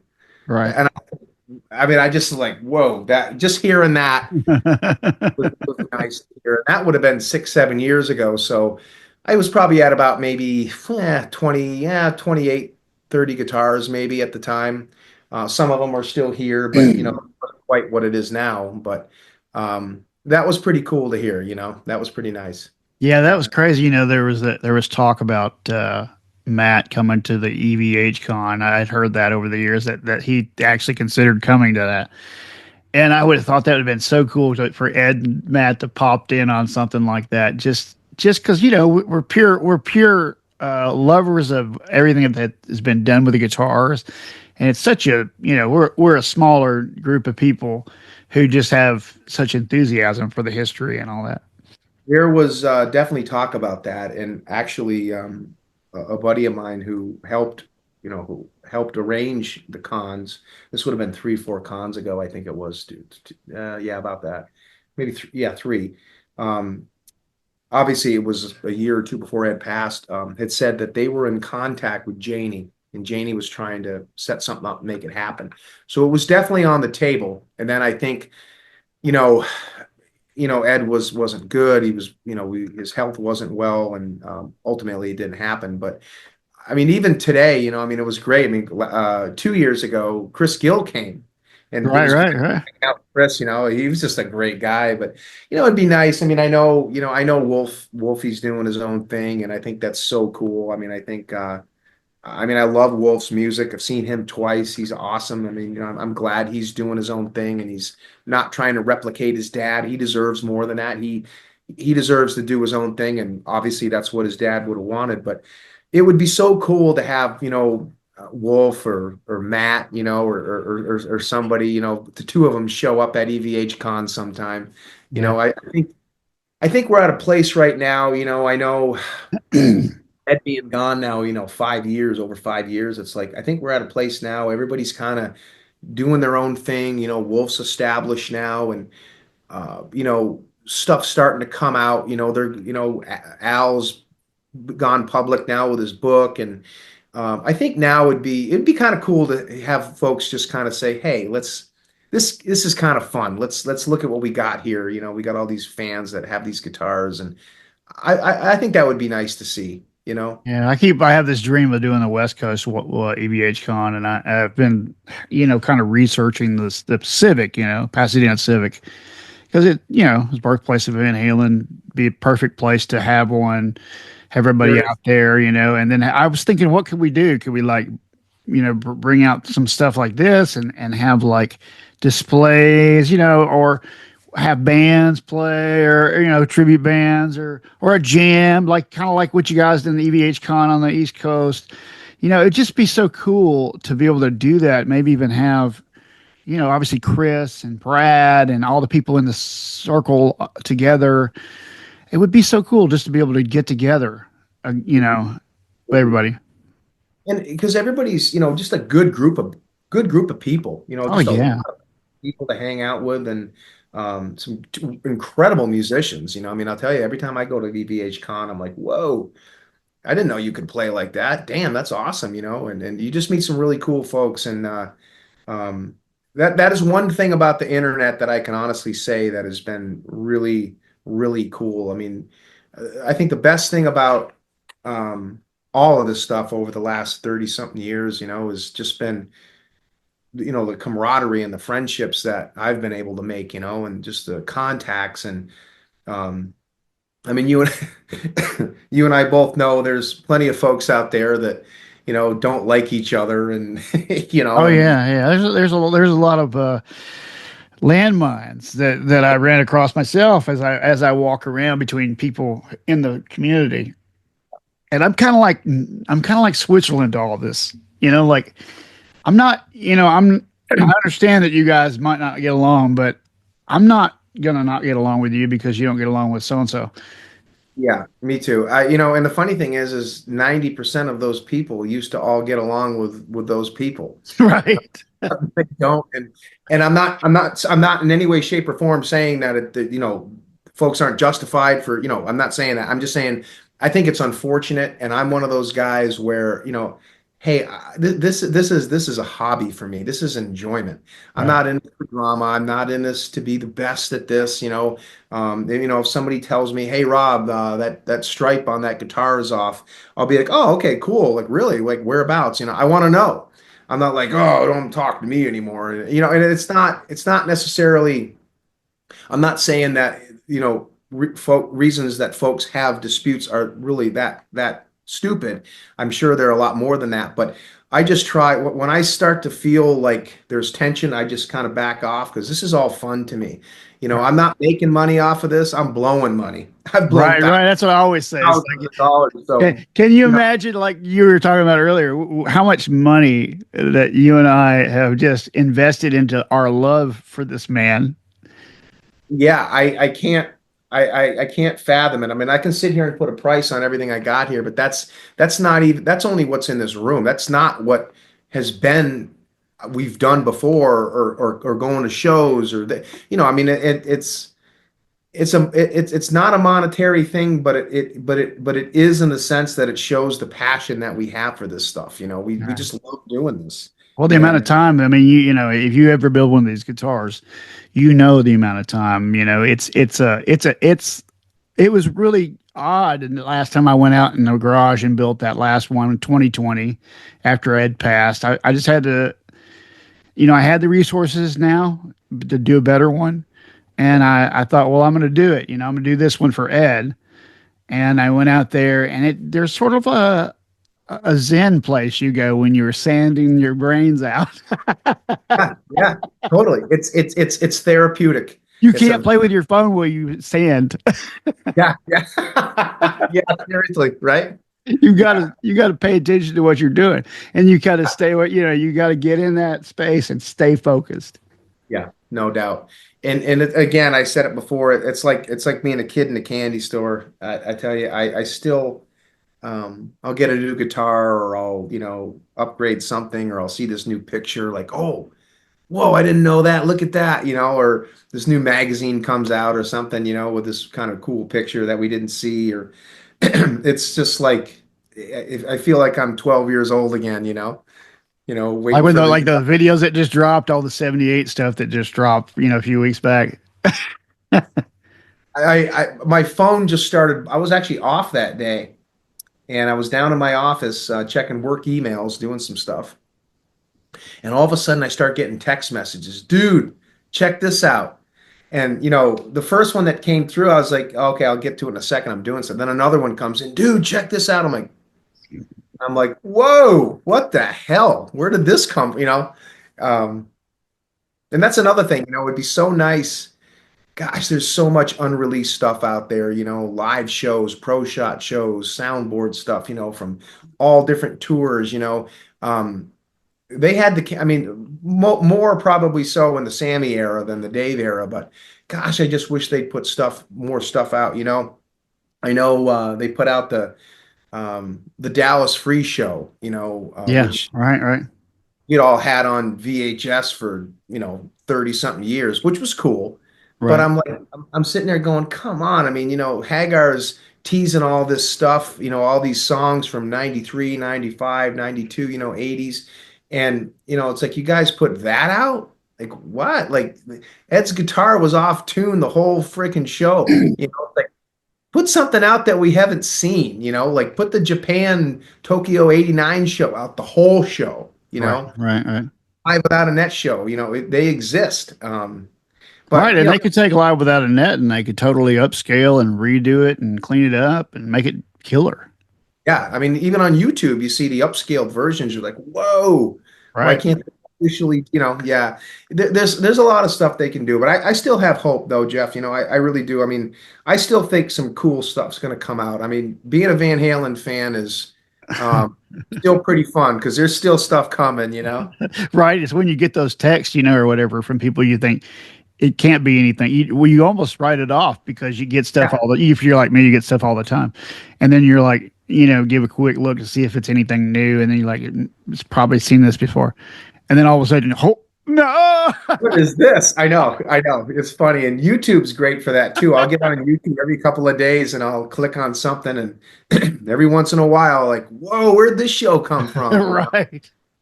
Yeah, Man, it's that's so cool. You know what I want to see? I want to see the yellow double neck. yeah, that's always a fun one. Let's do it.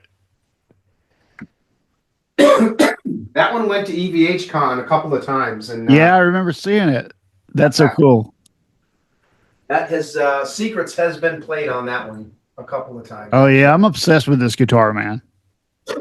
Donnie just built one too. Did he? Did a even better job than this one is, but this is one you don't see very often.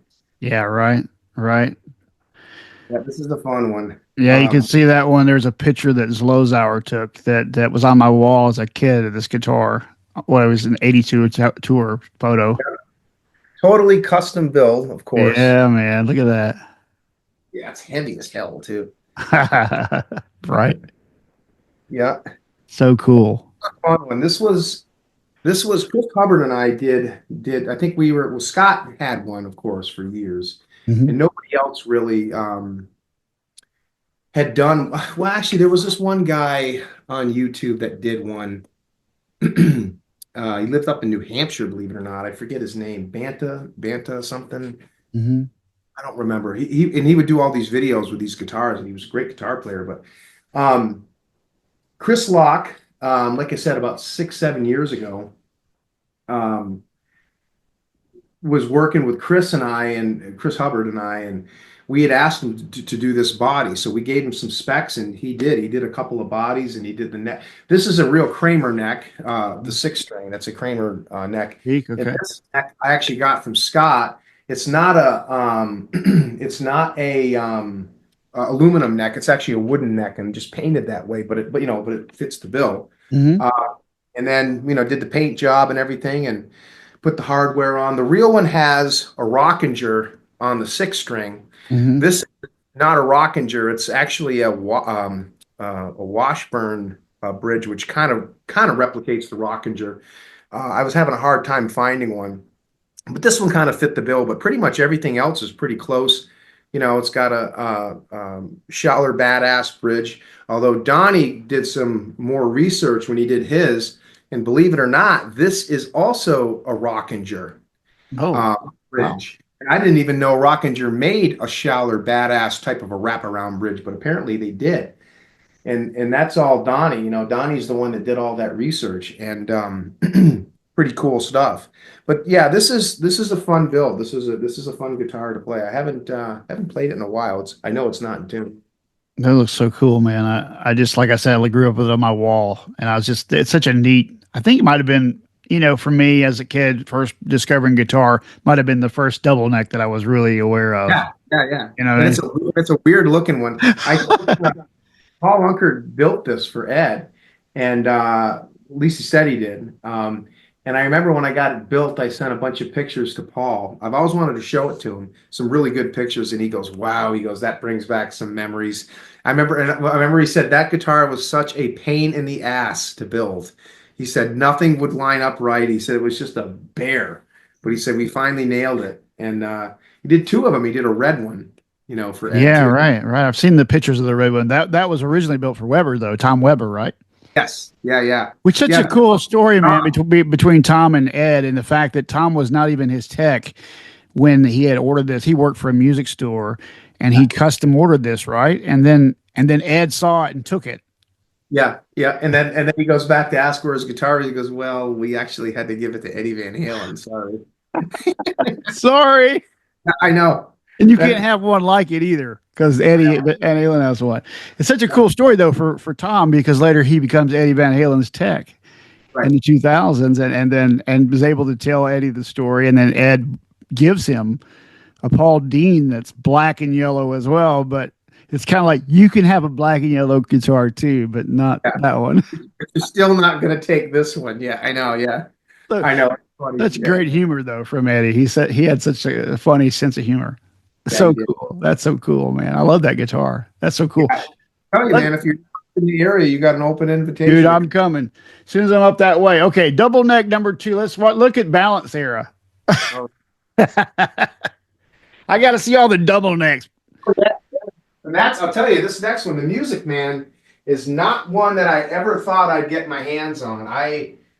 That one I found by just basically luck, honestly. Wow. Uh, that's another Hubbard build.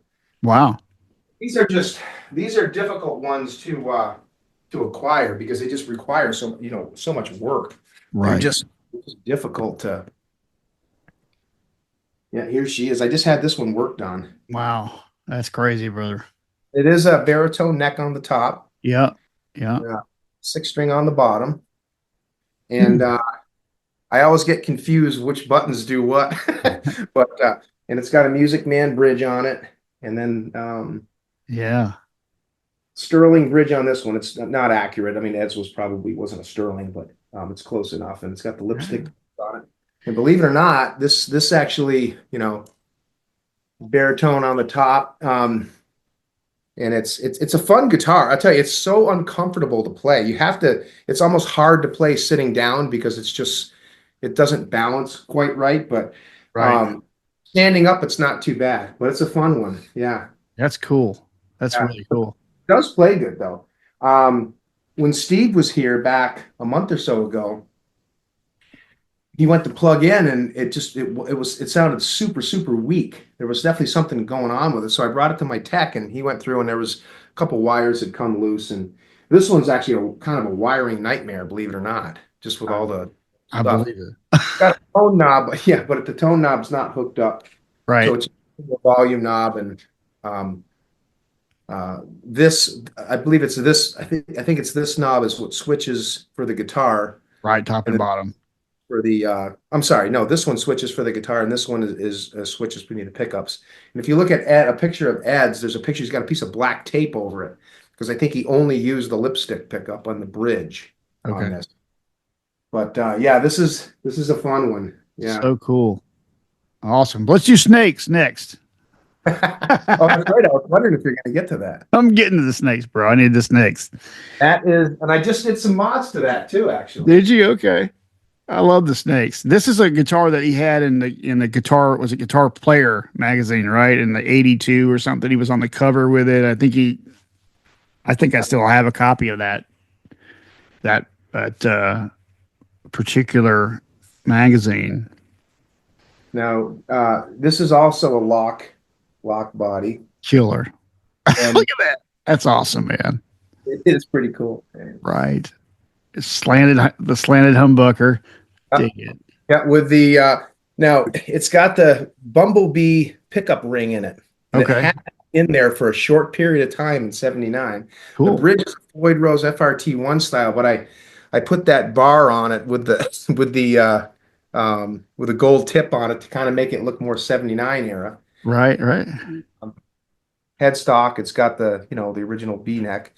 And then I recently put these on there because there was a time it had three left-handed and three right-handed Wow. gold scalars on it.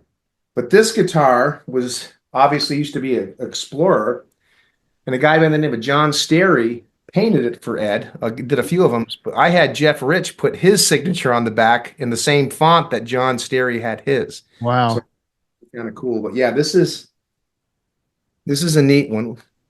Yeah, look at that. Amazing. Yeah. That's so cool. And this is something, this snake neck was arced like that. And nobody knew that until later. The Whoa. first match that Chris Locke didn't have that. And then it was a correction. But I guess it had that. It was tilted back like that. Interesting. Yeah. But really neat. Really neat. That is so cool. Cool stuff. Yeah, this is a fun one. I love the wacky ones, man. You know what? The another one is the Mega Zone. That we got to see that too. You got to see the little guitar too, the custom one. the Megazone is a. There's a lot of like different stories about who built it. It was, I know a lot of people have built it now. A couple of friends of mine, one of the guys that's been on here, owns one, or actually a couple guys that have been on here own the Megazone, and it's interesting. Yeah, this is a neat one. There you go. Wow, that's the original. Yeah, yeah. This is also a lock body. Um, the difference between this one is the real one was neck through. This one is not. This one um, is not accurate like that. But it Right. does have the wiring that they did when you drill the holes for the um, for the volume knob and everything. Getting in there is pretty difficult. Wow. But this is a fun one. It actually plays pretty good too. Yeah, it's Paul Gervasi who did the Charvel Gang documentary has one, and he was on here, and he had it actually built after he was on here. They're really like in this color too, pretty much in the same original color. But yeah, And hopefully, Carl Jahas was on here, and he had one years and years ago when he was in Dred Zeppelin, yeah, and then Michael Charvel has one. yeah. Have you seen that in the documentary? His is really cool. They say that the shape of the body is a W and a C, Wayne Charvel. I've you It can might be I've heard that before. I've never really quite got it, but I guess you can kind of see the W, the W here with a cut. You can kind of see that a little bit, but yeah, I heard that maybe somewhat recently, but definitely a cool design. very unique. I don't know if there's video of Ed playing this live. I don't Right, think there right. is. Just the photos. It's Lowe's photos that we know about, right? Yeah, but definitely a cool guitar. You want to see the little guitar? Yeah, let's do That is a custom one. Again, a Donnie build. it. Donnie Ward, he's a man. And he actually, Donnie actually worked with Dave Petchalot on this build. And Wow. then Donnie did a few of them. Dave starts doing them again. So it was kind of cool. But this one, as far as we know, is about as exact to what the real one is. It's thin. Hmm. Dave did two of them for Ed. Right, right. The red one. The red one was a little thinner. And it's if you see the Guitar Aficionado magazine, it's got the little speaker in the back. Yeah. That's And Craig Stofko, CHS Custom Guitars, did the finish on this for me. He did a great job. But it's even got it's not in tune, but it's even got oh so right. it's got the speaker in the back. But I'll tell you, this little thing, I have played little guitars on this, and it plays great. It's a tiny little thing, though. I don't know how the hell Ed ran around the stage, sliding and jumping, playing this thing. It's because it's so small. It's like a ukulele almost. That's funny though, man. That just shows the personality of him in that period, Yeah, and it's so cool, yeah. Really cool little guitar, though. No pun intended. right? Yeah. Amazing. We gotta see the Hot for Teacher guitar. Oh yeah. You gotta see that for sure.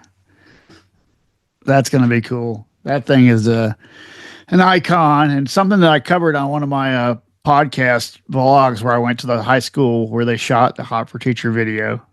Yes, I love that. That was awesome. Did you see The that? research that you do, Jeff, is just incredible. Thanks, man. Yeah, awesome. That looks so cool. Yeah, this one came out good. I have the nut and the Floyd Rose, the mods like what it would be like right now with the offset screws and the different versions of that, and then Show like I me that said, nut again. Yeah, show me the nut. Oh, weird. What is that? it's their flathead screws just Yeah. with clamps. Okay. And Wire has that kit. If anybody wants to do that mod, it has the saddle screws right here, which are, I think 3 gold and 2 chrome on their Right. Right. head screws. I see it. The serial plate is C0176. Cool. Wow. And that one's not, like for somebody who's just starting out, that's not too hard to do, probably. Well, this isn't too bad. I think Nick Amendolara did this one and did a great job. That I did seems some of the relicing myself. Like I did the the fogging, a little bit of the fogging there, and some of the other That stuff. seems to be a little bit more like the color that we were talking about earlier on the Frankenstein. It's a little bit more in that Yeah, blue red. yeah, totally. That's actually a good point. I never thought of that until you just said that. To me, this looks very, very Frankie to what I saw. Yep. Right, right. In person. Yeah. Yeah. This is a fun guitar. This is I wonder what Adam Reaver thinks of that color, whether he can even talk about whether we were talking about how that color it just was strikingly different than what our eyes saw. I guess yeah, it's just lighting, and just because it was fluorescent, like fluorescent doesn't photograph so well. I mean, you don't get the effect right, right. until you're there in person. Yeah, and that's what I experienced. Like I said, I was blown away. I was like, wow. And the shine on that body was was really surprised me. But again, it was that paint that they used back then had that shine to it. Um, So and here's the question, right? We have gone over this a lot. Was the body prepped at all before he painted it? It seemed when you looked at the raw underneath, it seemed that it actually had been not yeah. primed, but at least filled. Well, and this is something I learned off of Johnny B when he was doing his videos. He believes that there was a light coat of white put over it again. And from what I understand, on the back of that guitar, where the fogging or whatever you want to call it came from, all these years we had thought that was just Ed's sweat and everything that had gone through, but he says that's just that white paint underneath it, over with wear, and maybe a little bit of sweat helped out too, but that's just that paint kind of showing through in Right. those areas that had that, body contact. So while the contact of the body might have assisted a little bit with that, it was actually what gave it that kind of a pinkish kind of a tint to it in those certain areas, was because of that white paint, which was a theory I'd never heard before. Right. And one, is it true that it's you're actually, it's a two-step paint or something where you do two layers and the white's part of that? Yep, yep. Again, I mean, Johnny spelled it out, um, you know, almost to a T. And I bet you I watched that video 3, 4 times when he was talking about that. And Right. yeah, it was like a two-step process, I think is how he explained it. Right. Right. Which would make a lot of sense. And again, that's like earlier, when we were talking, as we learn this stuff as the years go on, it's like, oh, okay, and I'm going to redo my guitar because I want to create this effect, or a lot of the things, or some of the things, maybe not a lot, but some of the things that we thought were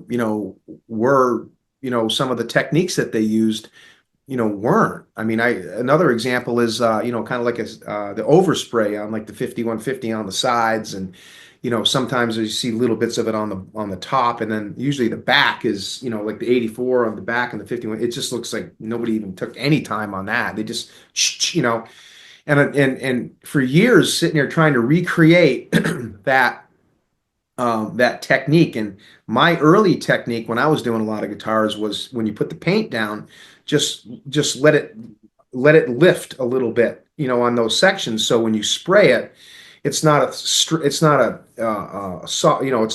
tight, straight line. It fogs just a little bit where the tape was lifted, and that works. What I found out from Paul was,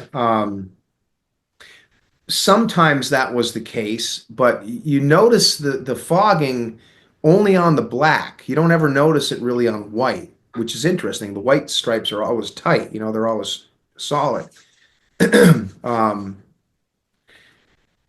and some black stripes just, they're okay, but then typically on the sides is where you see it fogs, and then so, like I said, sometimes on the back it looks like they just, didn't even do anything. Come to find out, they would take pieces of cardboard, they'd paint the guitar white, tape it up, stripe it, or paint it red, pull the type so it's all, striped white. But when they got ready to do the black, from what I found out, they would just take manila envelopes, like mailing envelopes, or pieces of cardboard, just lay it on the body where they wanted the black stripe to go. Just literally just put it on the body and then just go shh. Well, obviously you're not going to have a tight line because there's no tape. And Mhm. depending on how that envelope lifted or was, folded up or whatever, depended on where you got the overspray. And as far as the sides, it makes perfect sense because that envelope or cardboard extends over the side. So when you spray off the body, now that black paint it just fogs. Use. Right, right, right. I was like, when I found that, I'm like, holy shit, that makes perfect sense. And then on the back, like especially on the 84, I mean, it just looks like nobody even used anything. They just went, I mean, they just did the back so quick because nobody really cared and they knew Ed was going to sand a bunch of it anyways. But it made perfect sense to me, and I was like, whoa, okay, I get it.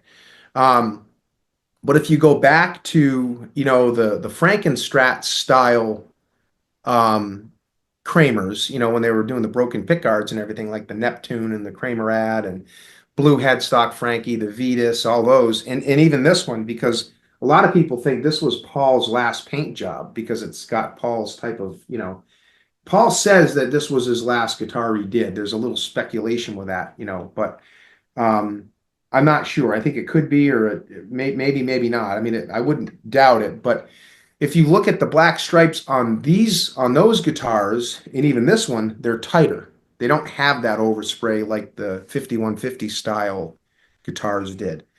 So, and plus the striping patterns look different. So it goes to show that it was different people, painting that. Right, right. That's what I was gonna say. You talk about when Zeke came in, that era, right? Yep. Yeah, and Yeah. as opposed to Unkert and all those guys at Kramer that were working on that. It's such an unusual, a bunch of different people involved that are kind of doing their version of these Yes. things. One thing I'd heard too, from a couple folks that worked at Kramer was Ed turned down a lot of them. There was a lot of guitars that got painted. It was like, I don't like that one, or I don't like that one. I don't want that one. Oh, that one, I'll take that. Yeah, that one's good. Let that one out. Or he'd either take it or he would just, it would turn into a giveaway guitar or something like that or whatever. But there was a bunch of them that were painted that he just was like, I didn't like it. And from what I remember, Paul told me a long time ago, Ed had kind of one rule. It was, I want a red guitar with white stripes with just a few black stripes. Don't overdo it on the black.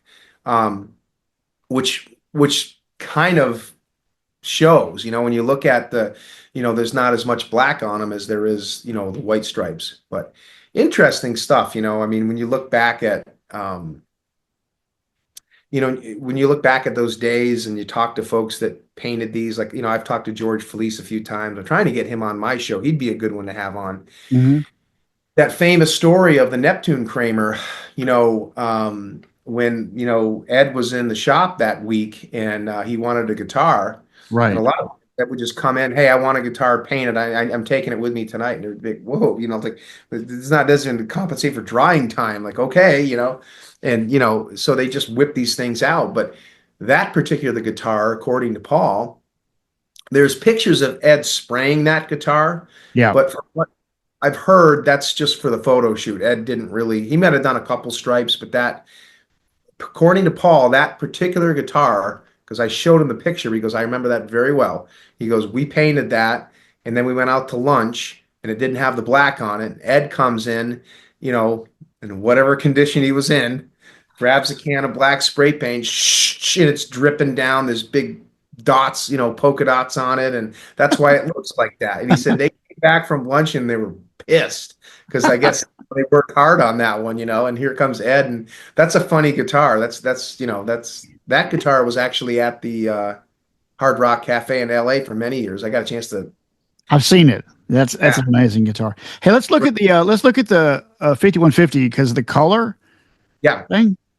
Isn't it kind of an orange or red? Yeah, it's this one is, and like I said, this is where a lot of that speculation comes in. Was it, Chevy orange red? What was it? Was it, gosh, I really do think the guitar did lighten up over the years. Right. You know, this is the one that I have now. Okay. Yeah. Um, But it looks more on the orange spectrum to me. yeah, back here, it looks more orangey back here. And to my eyes, honestly, it does. I mean, this is definitely oranger than pretty much most of the others.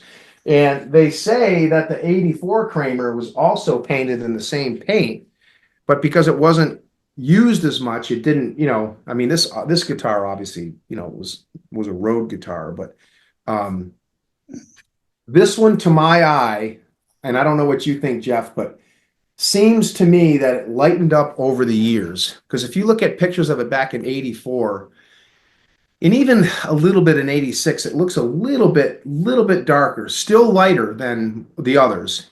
But again, it's hard to say because, You got a lot of outdoor time, on the Monsters of Rock tour in '88. yeah, totally. And I don't know. I think, Scott's seen this particular version and Scott says this is pretty close to the real one.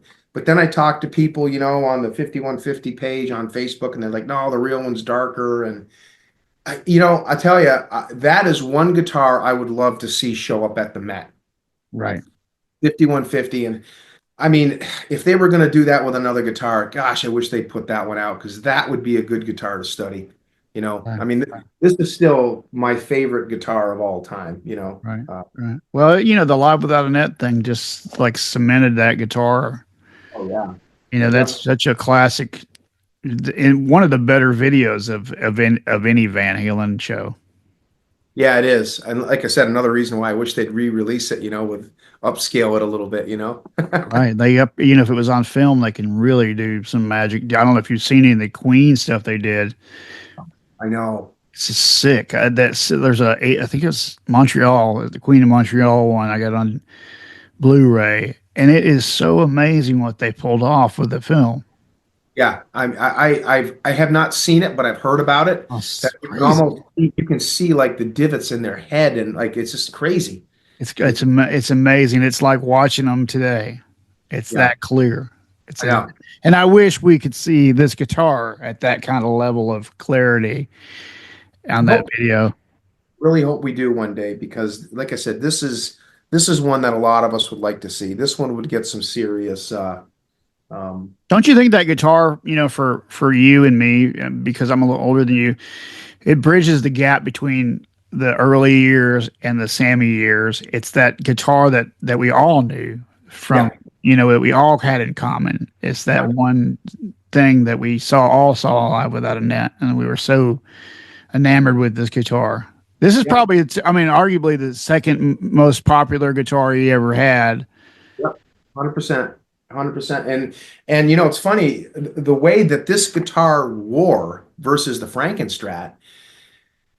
The paint that they used, whether it was a Chevy orange red color, which is what this one's painted with. This is what we used for that one. It was duplicolor Chevy orange red. Right. Um, the Frankenstrat wore, but I mean that thing was painted red in 79 and then used right up until 84, and then this thing was painted in what 80 end of 82, 83, but started being used really in 84 right up until 1990. So yeah, it had more years on it, but the way that it wore, I mean, the Frankenstrat kind of always looked, I mean, yeah, it's got more dings and dents and wear on it, but even the forearm wear, nothing like this guitar did, So I'm thinking it's different paint. I'm thinking, different layers. I mean, on the Frankenstrat, that one part under the horn where that knot was, I mean, it looked like that red was put on super thick, didn't Oh it? yeah. Oh yeah. Right. We looked at it,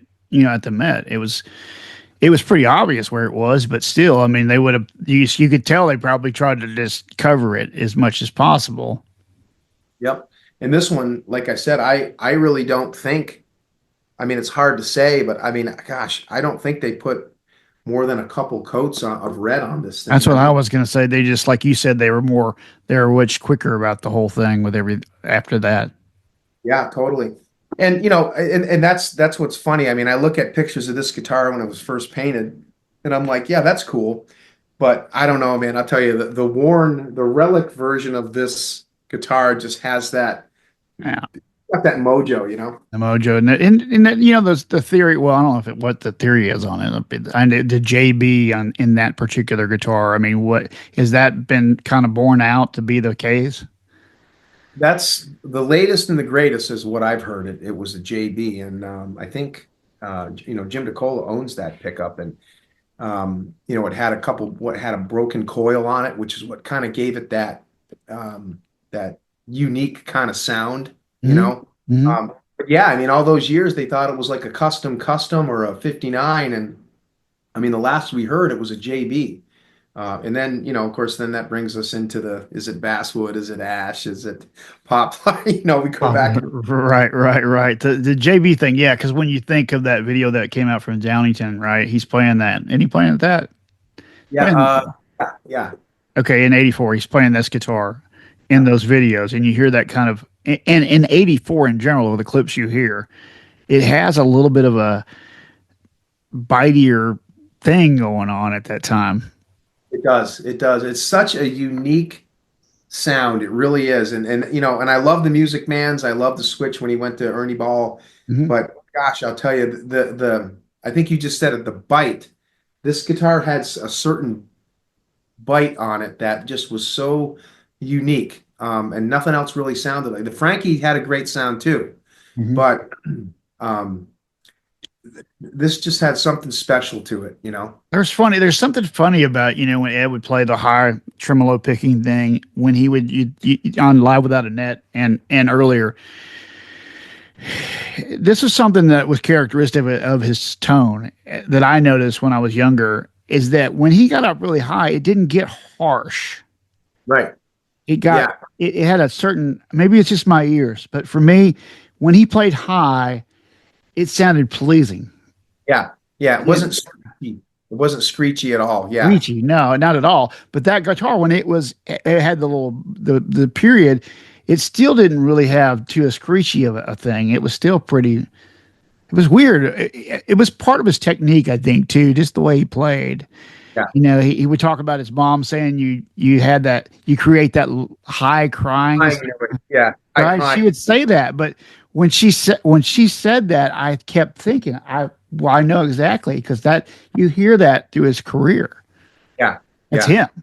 That's him. And that was his sound. And what's the other thing he always said? He said, well, I mean, the Brown sound, yeah, but like, yeah, you don't want it to sound like they're chucking razor blades at your ears. Right, right. He knew that. Yeah, it was he was looking for that frequency curve that allowed you to be able to be loud and present without being painful. Yeah, yeah. He definitely had that touch to And him. that's what the Brown sound is to me. It's a sound that is big, cuts, but still isn't razor bladey, like you said. Yep. And I'll tell you, he was, I mean, as you know, he was one of the only guys I think I've ever heard be able to pull off that tone. I mean, of course, it's Eddie Van Halen, but it's just such a difficult tone. You listen to guys like Pete Thorne play, Hmm. sometimes, and Pete's awesome. I mean, incredible guitar player. He nails it. He knows exactly what he's talking about. And he comes close, and a few other guys come real close. But gosh, it's so hard to see a guitar player. Even in the '80s, in that era, Ed had that unique sound, and it's not just his tapping and his harmonics and everything. It was just his, uh, and like you said, maybe his technique and his swing and all that. But the way he attacked those strings just had that tone, and Yeah, it's so hard to produce.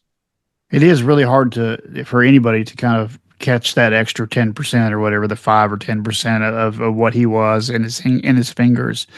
That's what I always marvel over, is like, I don't know if I send you that video where I was showing, people playing Running with the Devil, the last three notes. I sent that to you, right?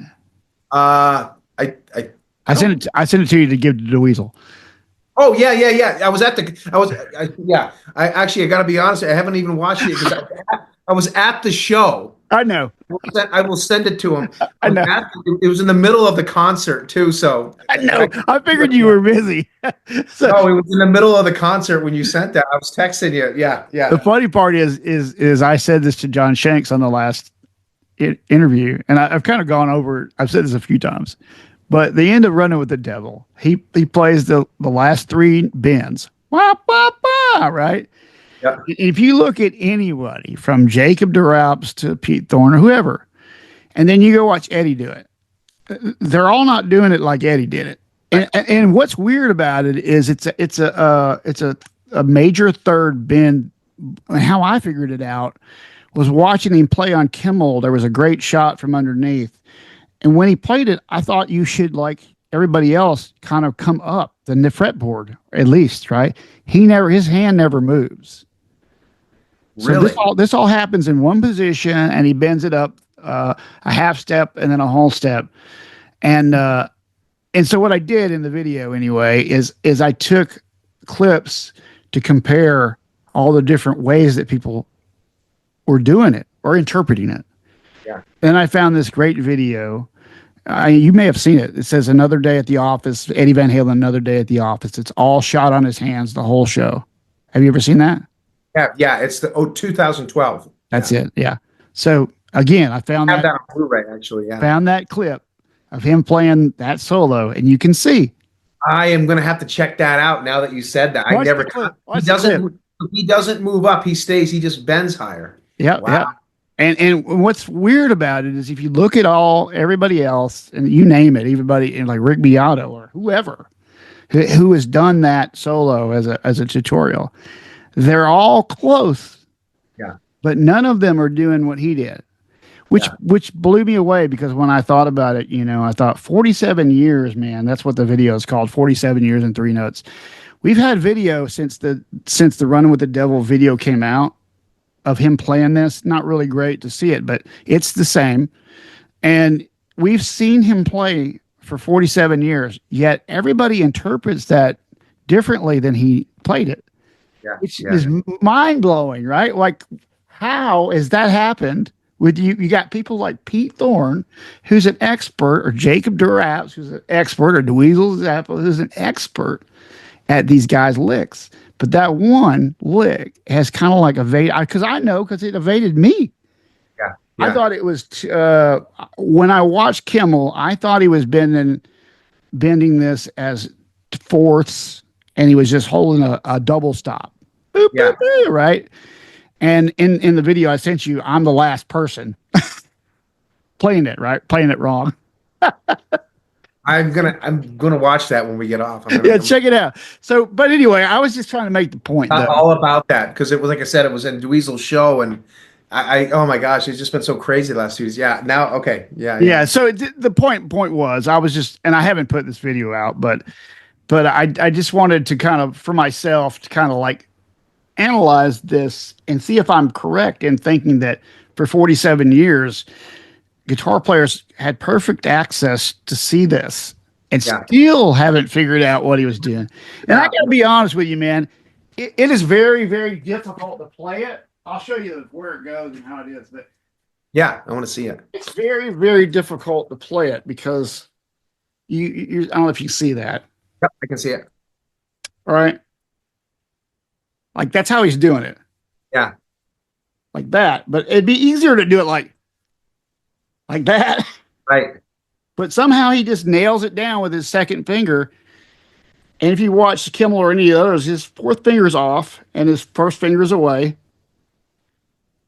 And that's how he did it. I thought it was like that. Yeah. Other people played it like that. Shifting up the neck. Yeah. Or some combination. Or they went. Or moved up. Something like that. He's just hitting it with that second finger. But he has such strength in his fingers. Yeah, because he had strong fingers. And to try to keep it in tune, to me, is the worst part, especially when you're using your second and third finger. Yeah.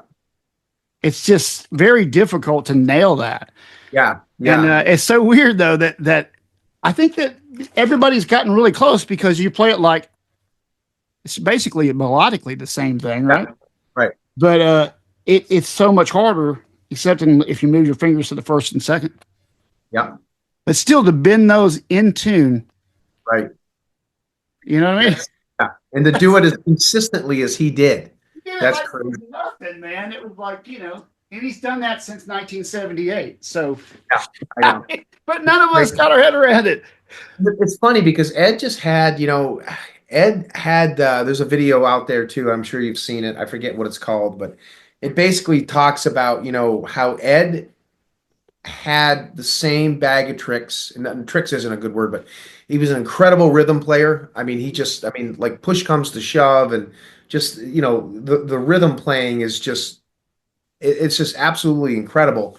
But as far as his techniques and stuff, I mean, if you listen to his music, it's the same runs, the same harmonics. Everything is, he just mixes them up so differently.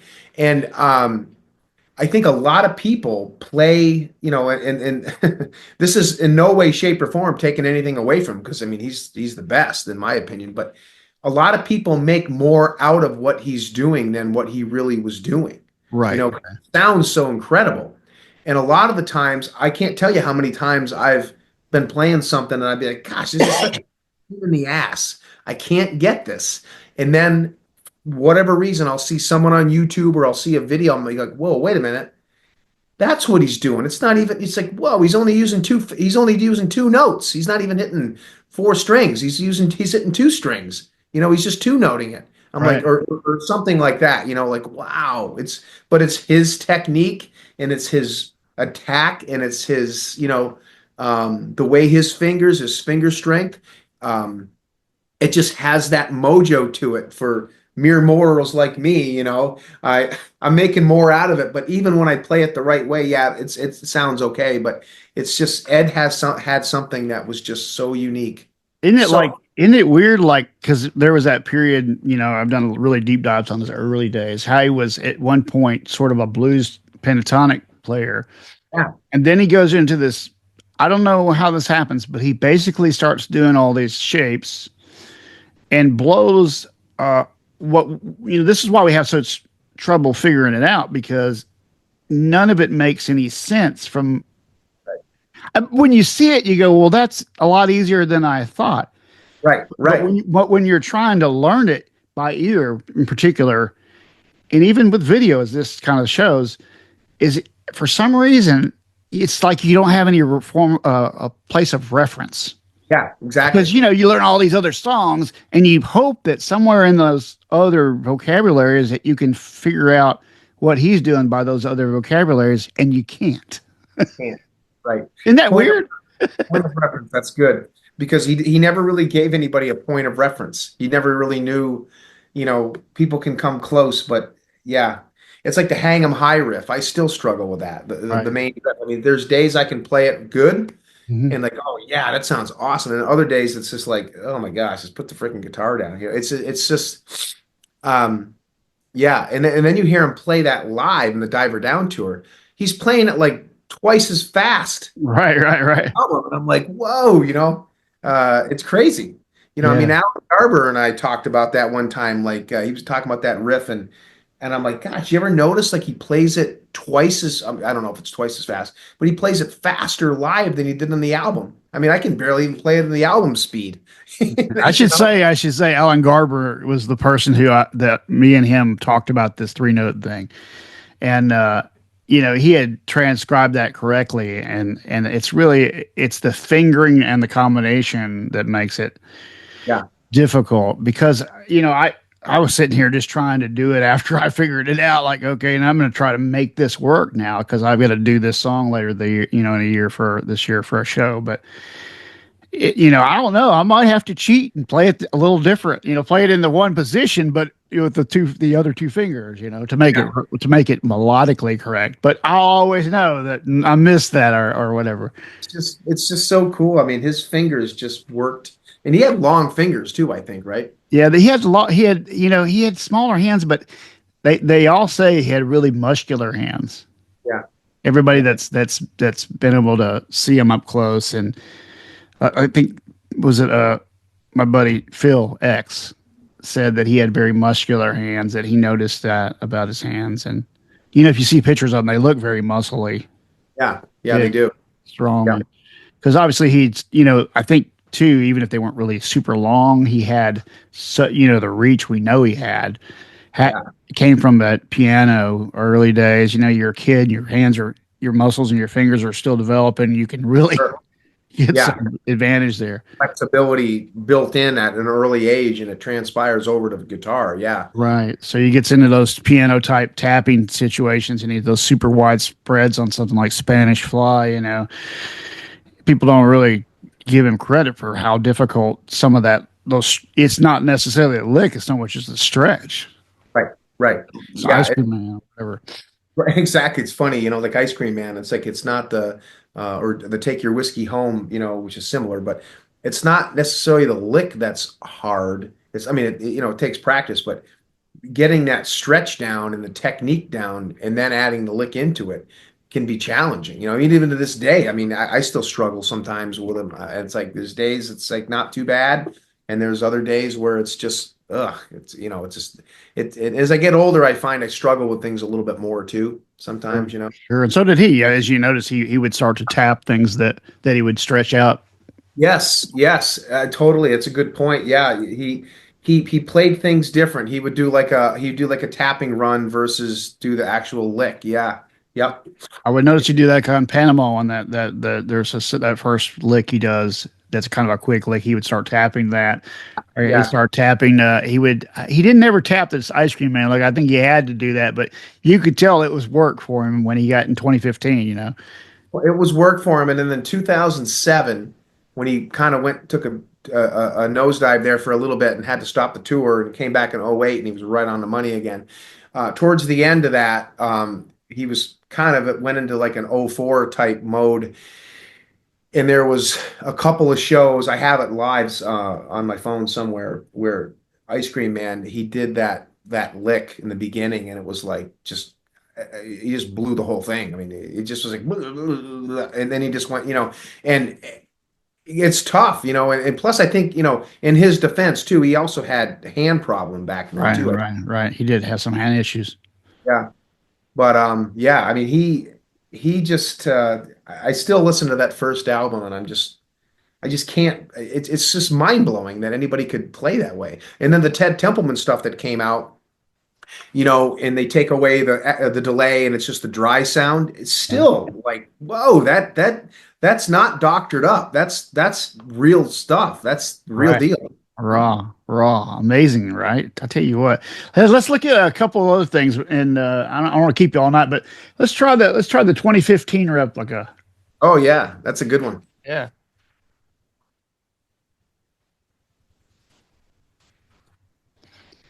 A friend of mine had one of these. He tried to sell me, almost bought it.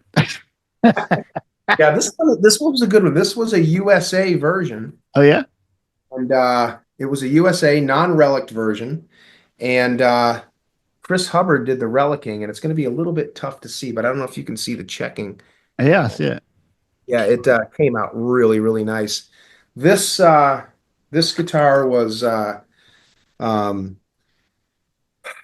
a lot of work to do. Like I said, when I got it back in 17, it didn't have a kill switch. It was just a gloss, ivory USA, beautiful condition.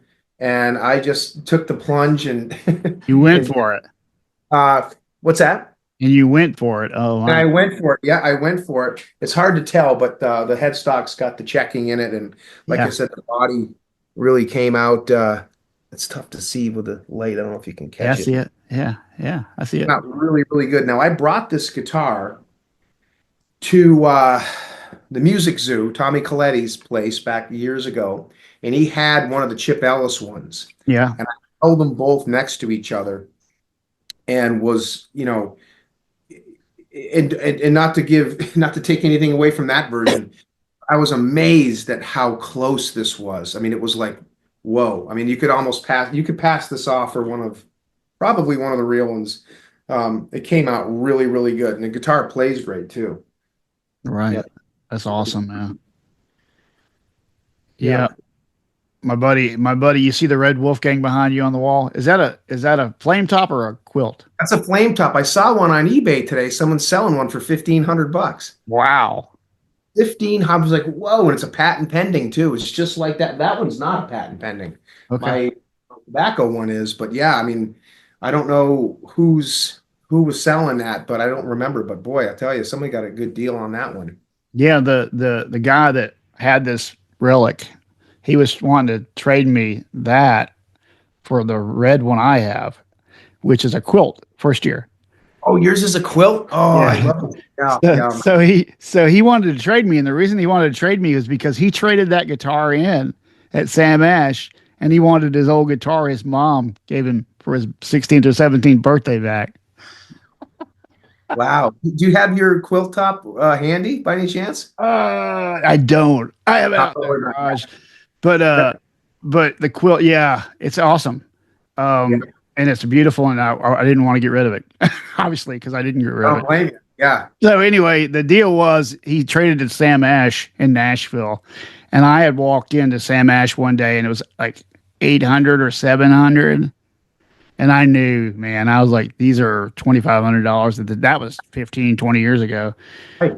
So I jumped on it and bought it, and then apparently that's where he traded it in at. So we must have like just missed each other. Yeah. Yeah. And, So and, and, and it was a first year quilt, huh? yeah, and it became my main guitar for over a decade. So he was like really hardcore on me, and I said, "Okay, I'll try to do this one time with you. I'll get another one, first year quilt. If I can get one, I'll trade you even." Yeah. And then Yeah. when that happened, I found a buddy of mine found me a first year quilt in amber, Yeah. Oh and boy. and I said, I'm gonna play it, and if it's good to go, you need to come up with the money for him, and that never happened. Yeah. Yeah. So Yeah. I kept my red guitar. I said, like, dude, at this point, I've owned that guitar twice as long as you ever had it. Yeah. I know, right? Yeah. So it's more you than him. Yeah. I know I felt sorry for him, but I mean, I had a trade like that about 2 years ago. A guy, same thing, came to me for the CMT Explorer I had, and we made a deal. He got me a black Carina 83 and swapped. Wow. And we swapped. And I told him, I said, that's the only thing I would swap something I've had for 30 years with, man.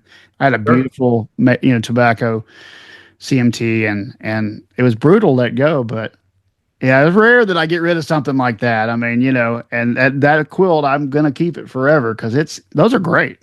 Yeah. Yeah. They are. They're hard. I've never had a first year quilt PV. I've had a bunch of flames but I've never had a first year quilt PV. I always wanted one though.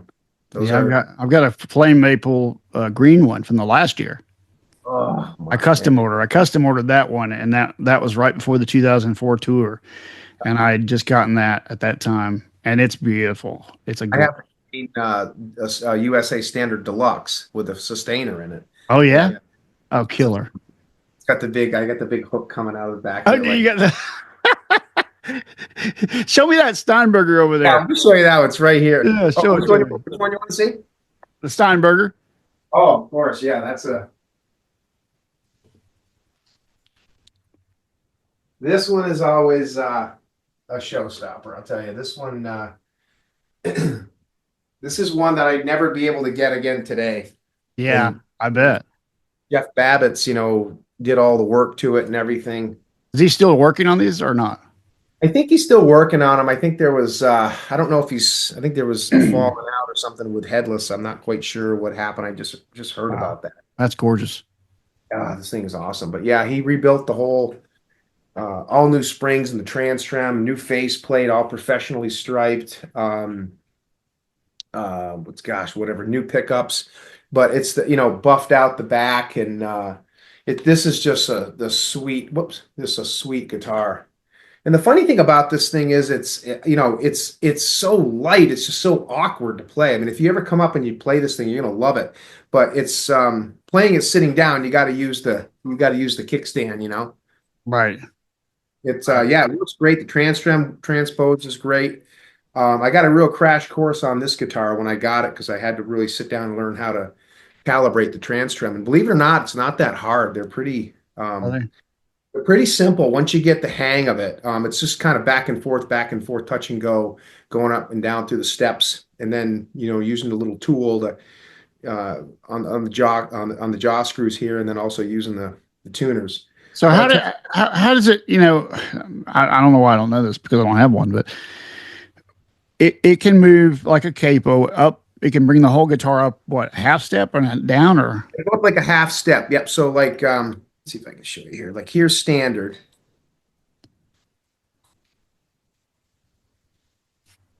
I don't know if you can hear I can't really hear, but it's okay. that. Like right now we're in, I think we're in a summer night's tone. So how do you show me how what are you moving down there on the bottom So to right make it? down, it's got this little, the bar has this little Oh, jump I right see. here. Yeah. Then it locks into this little piece here. So the bar has little notches, and then you pull it up to lock it up, or push it down to lock it into the little to lock the notches into the little tooth here that sticks out. Okay. So the little tooth right here sticks out, and then you pull the bar up to lock it into one step, pull it up another one, and then you push it down. You got to kind of pull up and down or up, because once it's locked in, you got to pull up on it to get it to go up or down again. So what happens is you can use the bar when you're in standard, but once you're locked up or down, you can't use the bar like a wiggle stick. You can unlock it, or and go different steps. But once you're locked up or down, you can't do whammy bar dives in those different keys. You can Gotcha. only do the whammy bar dives when you're in standard. So when Ed did that, he did that song. He dove down and then he's in another key when he Right. plays Summer Yeah. Night. So yeah, he'd be locked up two steps for the intro, and then like I said, I'm not plugged in or anything, so it'd be hard to hear it. And Okay. then he goes, "Brrrr." That's where he just went down and then hit another chord. So that's where it drops down. You can hear it in Me Wise Magic too a lot. Right, right, right. Of course, he wasn't using this particular guitar for that song, but these TransTrems, I'll tell you, man, they are really, really, really freaking cool. That is cool. Yeah. See, I've Yeah. never. I mean, they're just so rare that you don't even get your chance to even look at one. Yeah, and RWB is remaking these bridges, and they're for a really good price. And I'll tell you, if anybody wants to do the mod to have one put on one of their guitars, or like a Steinberger Spirit or something like that, they require a little bit of work, because you have to maybe do a little bit of routing. The TransTrems, they say, will drop right into an S-Trem route, but they won't drop into an R-Trem route. They'll work. You just have to do a little bit of routing, I guess. But yeah, these TransTrems are a lot of fun. I got three of them. I got this one, and then the black Yeah. GM1T, and then the Les Paul one that I had modded. But they're really so cool. I mean, everybody that plays these things, you see this big smile on their face, like, "Whoa, that is just so cool." You Right. know, Right. you gotta play this thing sometime, Jeff. You gotta To come me, up with that's the ultimate travel guitar. I mean, I've always wanted one just for that. which one? I mean, for traveling, for me, that would be the Oh, ultimate travel guitar. You know what I mean? is it's so small. I mean, Uh, it's literally. I mean, yeah. I mean, it's literally that. It's tiny, Do you but remember the one they had these ones after these came out in the mid '80s that were kind of like triangles? yeah, they weren't the Honers. They were something They were different. actually Steinbergers, but they were the ones they had that little bit more triangular. My Yes, singer had one, so I played one back then. it's like a V, like a flying V Yeah, but a almost. little bitty one, right? And Yeah. and I played it, and it was weird because you like there's nothing there. It's like, Well, that's the thing with this. That's the only thing I don't like about this. It's so, I don't want to say it's off balance, but it's just weird because the weight of it is just so different. So for me, it's hard to play. I mean, I can play it, but it's hard to play yeah, just because I have a difficult time with the balance. I mean, even Ed said this, it was difficult to play.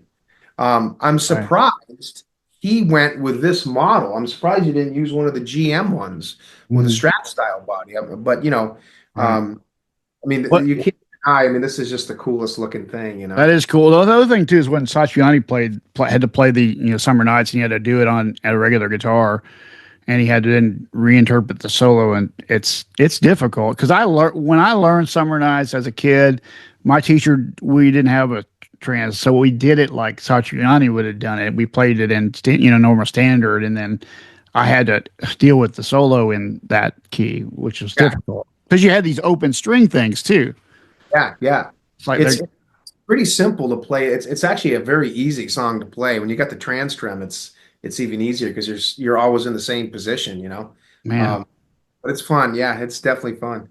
Show me a couple more things, and we'll call it a night. I know it's like what 11 your time. You got Yeah, to. I got to hit the sack here pretty soon. I got to be up at 6 a.m. But yeah, what do you want to see? What you pick out two more? All right, I'll surprise you. All right, surprise me. It's freaking awesome hanging out with you, man. Oh, Jeff, I can't. We got to do this again, man. Right. We need to get a little bit of a I know that Donnie and some of the other guys have gotten together and done these hangouts where they just total geek out on all the details. Yeah, yeah, I know, right? All Right. right, here's one you get a kick out of. All right. And then I got another one I'll show you after that. Cool. This is one you don't see a lot of. Oh yeah, the prototype. Prototype. Excuse me. Yes. Yeah. And this is a PV Wolfgang neck that I hacked out the Oh chunk myself. Came out. There you go. But yeah, this is the number 4 prototype. Right. Oh wow. What is that? Mod in there like ads, and that's exactly like the real one, because the real one's in Philly at the Hard Rock Cafe. And I went and saw it actually when I was out visiting Scott, and then took some real good pictures of it. Then built this one. This is kind of a fun guitar. Kind of That cool. is cool. Well, it's not mainstream one or anything, but it is kind of neat. but it's in the ad. The big brochure they did. Yep. And then it was in the center of the table when Chris. Matt Buck was interviewing him with on his sound and everything. This was sitting right in the center of the table. Yep. Yep. That's amazing. I love that guitar. I can't remember if I saw him play that one or not at the show in 07. Was it 07?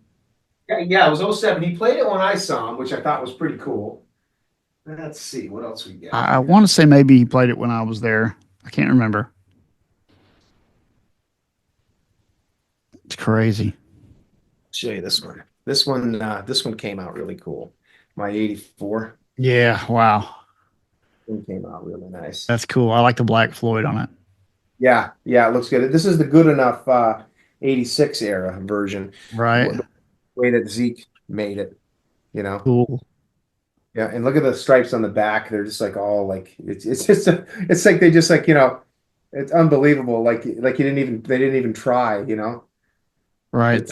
Like with the overspray, And it says Z 1984 in the cavity. Right.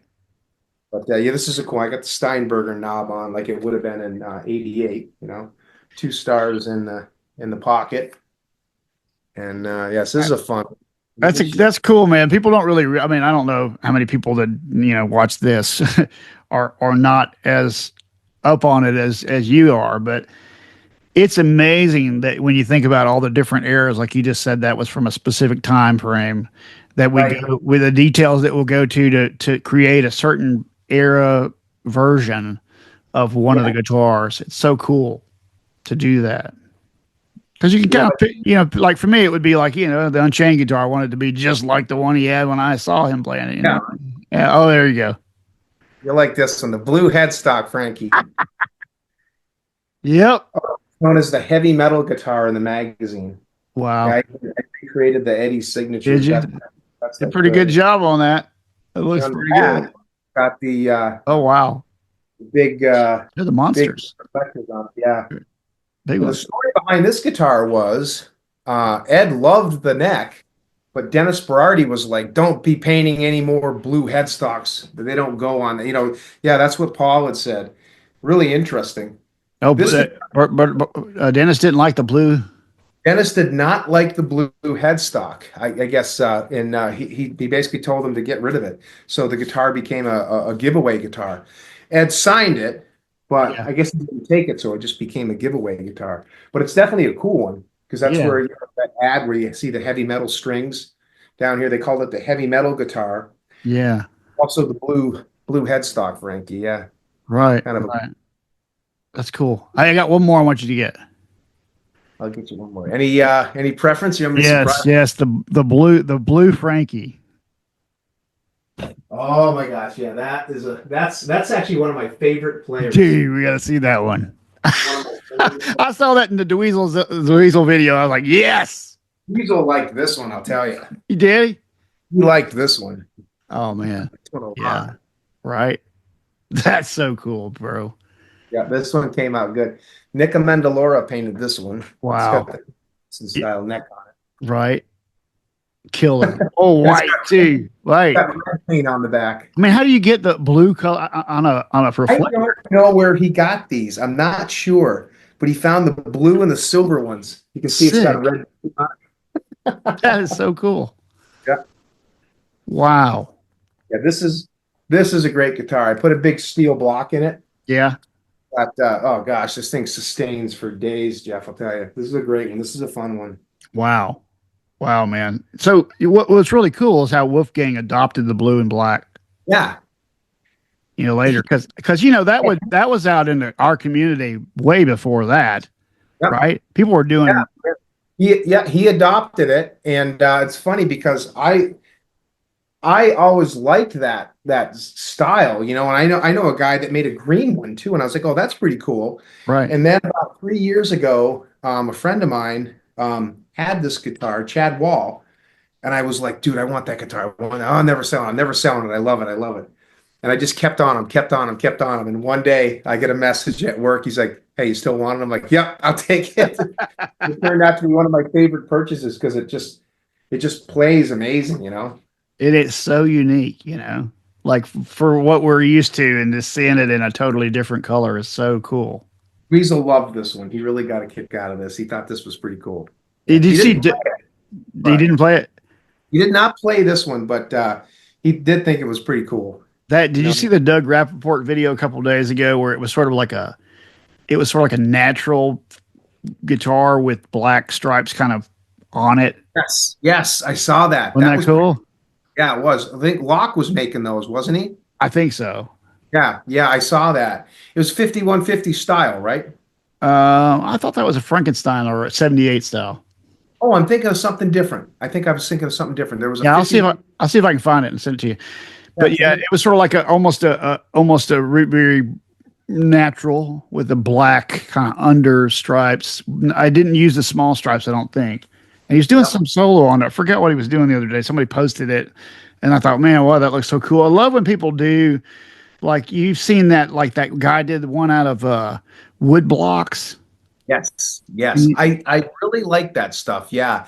It takes so much uh what do you call it? You know, whatever kind of ideas they have, just the creativity, I guess you'd say, to take like a Van Halen stripe pattern and do something really cool like that. I really dig that stuff. yeah, they've It been like sounds even really there's well. even been like ones made out of like plastics or poured. Yeah. Yeah, Somebody did one of a 5150 that's it's like a real, it's like all wood, like wood color, like this, like natural color, but it's got like hints of stripes in it. You know what I'm right. saying? Yeah, Like a yeah, real light red shade, almost like a redwood, but then it's got black in it, it's just really cool. But it looks all natural, like natural wood. It's just that those are some really cool ideas. I mean, I know I've kind of focused on the Van Halen guitars mostly, but every once in a while there'll be something that'll come along like that or like this. I'll just say, yeah, that's cool. I like right, that. right. Something a little different, you know? Man, it's so cool hanging out with you and seeing this freaking crazy room I've been seeing forever. I Well, like Jeff, because anytime a photo thanks comes for up, having me. but anytime a photo comes up of your place, dude, I'm looking at your stuff. I can't help it. I mean, it doesn't matter what happens. I don't go. I just don't go. There's another one of Rob's photos and just keep scrolling, dude. I go. Let's see what Rob's got going on in there. Got now? Yeah, what's he got now? What did he You get? got Yeah. going on in there now, bro? Because that's guitar nerds. We gotta. That's like this is like our candy, man. I mean, I don't know how your wife takes it, but I'm going to show my wife this later and just remind her that I don't nearly have as much a problem as Rob has. Yeah, I know. She is actually pretty understanding. Uh, you Right? know, we've only been married since October, but we've been together about 3 years. Yeah, I know. I followed your little courtship and marriage. That's pretty Oh cool. gosh, yeah, yeah, yeah. Divorced 10 years ago and had a lot of fun for 8 years. You know, got back, uh, got back on the wagon. yeah, it's kind of fun. I remember doing the videos with Johnny Bean and some of the other ones I did on my own. And yeah, we had we had a lot of fun, but Yeah, man. I think it was finally time to settle down at 51. Well, But you she's know what? understanding. She enjoys it. She came down and met Dweezil too, and watching him play, and she gets a kick out of it. She Yeah. doesn't really, she knows Van Halen, but I mean, she's not she's younger than me. She's 15 years younger than me. She's 36 and I'm 51. But she, remember when I first told her, I, play guitar and everything, and she goes, "Oh, that's cool." I'm like, she's like, "What are all these guitars?" I'm like, "These are Van Halen guitars." She goes, "Who's Van Halen?" And I'm like, "Jump." "Oh yeah, I know the song Jump." But I was gonna say, would you got her in your lair and she was like, "Oh my God." well, yeah, and when I had my condo, it was set up just like this, and there was, I mean, there's probably five or six more guitars here now than there were then, but it was still pretty impressive at the old place. And when I moved in up here, we did a lot of cleaning because this is down in the basement. So I got my, my office, my dojo, my martial arts dojo, and then the guitar room and everything. So when I came down, I was saying, okay, this is what I want to do, and she was like, oh, okay. And then as I started putting stuff together, as the days went on, it took me about 3 weeks to get everything done, with the 2x4s up and everything. Mhm. And then I remember she came home one night and she walked down. And she goes, "Whoa! I never knew this room could look like this." It's pretty cool. It's fun stuff. I mean, um, I don't know. I don't. Somebody asked me the other day. They're like, "How long are you going to keep all those guitars?" And you know, uh, I can't play them all. And there's certainly guitars that get neglected that I'll pick up and like, whoa, this one's got a little bit of fret sprout, or this one needs to be set up. They're all playable. Mhm. And it doesn't take a lot to get them into shape. And if I identify that one of them is not, I'll get it squared away immediately. But I have my go-to guitars, like this one, my Mhm. 5150, Mhm. and probably one of the Music Mans, and the others I'll pick up once in a while. But I don't know. I think the day will come one day when I'll start getting rid of them. But for now, it's just kind of fun to have them. And Right on. Right on. Well, you gotta, you guys are this is playing our tonight. this is our enjoyment. It's like keep people who buy cars and tinker with cars and Show you one more real quick. all right, This, sure, this go is ahead. this is one you don't see a lot of, but it was definitely one I wanted to do. Okay. I wanted to do it for a long time and then never really got around to it. But it's the Hagar. Oh yeah, I remember seeing that. That's a Yeah, pretty easy one to do, right? yeah, it was one of the new Berettas. You get them in yellow, right? You can get them in yellow already. Yeah, I painted the tuners myself and the Uh-huh. nut and everything. Yeah. Took the Floyd apart, and painted the base, painted the pickup. Just put covers over the poles, and yeah, this was a fun one. And I actually got the stickers on Reverb, believe it or not. This Really? this came out pretty cool. It was I was definitely the only difference is Sammy's had a pointy headstock. It wasn't a hockey stick, Mm. but this is always kind of a guitar I kind of got a kick out of. The OE Wait Yeah. One guitar. So the So era, man. I was there, man. I was at Monsters of yeah. Rock in '88, and I remember it like yesterday. It was so hot, it was insane. I wish I could have seen that tour. Gosh, that's one of my favorite Sammy tours is '88. That must have been so cool. It was, to have all those bands together was really amazing, and it was, I think, probably the first stadium show that I had ever attended in Where did you see him? Was it where? Memphis in '88, Memphis Liberty Yep. Bowl. And me and my buddies went up. Of course, we didn't hardly sleep the night before, and then went to the show, which is, early, like noon, and then till midnight, almost. It was, yeah, whew. Yeah, For even for a young guy, that was brutal. that's brutal. Yeah. Did you have good seats? It was not reserved, so we just shifted around. Oh, nice. Yeah, yeah. So That's at right. one point, I was back dead center for the Scorpions. When they came out, I was just dead center in the back, and that they sounded amazing. And Van Halen came out; they sounded amazing. Metallica was young still, and they were hungry. Dokken, of course, George Lynch is one of my favorite guitar players, so that was great to see that. And then, of course, Kingdom Come was there, and that was James Kotek that became the drummer for the Scorpions was then in the band and was an amazing player then too. That's cool. I wished I could have seen that too. I got bootlegs of it, but yeah, that was a great time. $25 to go. I was 15 years old at the time, and I knew Van Halen very well, but I didn't. 25 bucks to go to that show. Yeah. Can you imagine that? I can't imagine what that would cost me now. Gosh, I know. It's crazy. It'd 25 bucks. be That, $2,500 for the cheap seats. yeah. No, now you're looking at, geez, over a grand, just to get some kind of up close seat or something. I Or can't even. We just bought tickets to ACDC for Nashville this year. It's in a month, and yes. I think it's 250 each, but and they're lower level, but back a little bit. It's pretty expensive, but it's ACDC, man. And this is going to be the last time. Got Going to to be the be, last. got to be the last time. They just Yeah. can't continue to do that. It's just. I tell you that I didn't tell you the story. I'll tell you the story real quick before we get off. John Shanks was on here and we were talking about ACDC, and he said that him and Richie Sambora went to the ACDC show. I don't know if you saw this, but he said they handed us earplugs when we got there. And they're like, we don't need earplugs. We're good. And they're like, no, take the earplugs. They said we needed the earplugs. That's crazy. He They're said, that loud, huh? yeah, he said it was insane. They're at the board, or whatever. And he said they were just getting blown away. Wow. Isn't that That's crazy? still playing like that, man. That's awesome. That's insane, man. Well, I appreciate you coming on, man. It's been a long time. We should have been on this freaking years ago, but we did it finally. And, I look forward to getting some more of the guitar aficionados, maybe Donnie Ward and maybe Scott. I talked to Scott Smith at NAM last NAM, and we talked. And maybe we can have like a all get together with everybody. That would be great, Jeff. I'd be down for that. They're all great folks. I get along with them all just like you. And I just want to say thank you so much for having me. It's an honor to be on your show. You got some real great folks on there. And I really appreciate you having me on and checking some stuff out. I'd definitely be down for like an all-star type show like that. Right? That'd be posted. But I love those more guys. keep it in mind, if you're ever up this area, you want to get away for a weekend, you come stay right here at our place. We got an extra room, and come on up. How far are you from Boston? About an hour and a half from Boston. We're on the Awesome. New Hampshire Vermont line of Massachusetts, but we're still close. We're still Okay. close. Well, cool. I used to come up there every year for work when I worked in the real world. I came to Andover to do training and stuff for my medical sales job.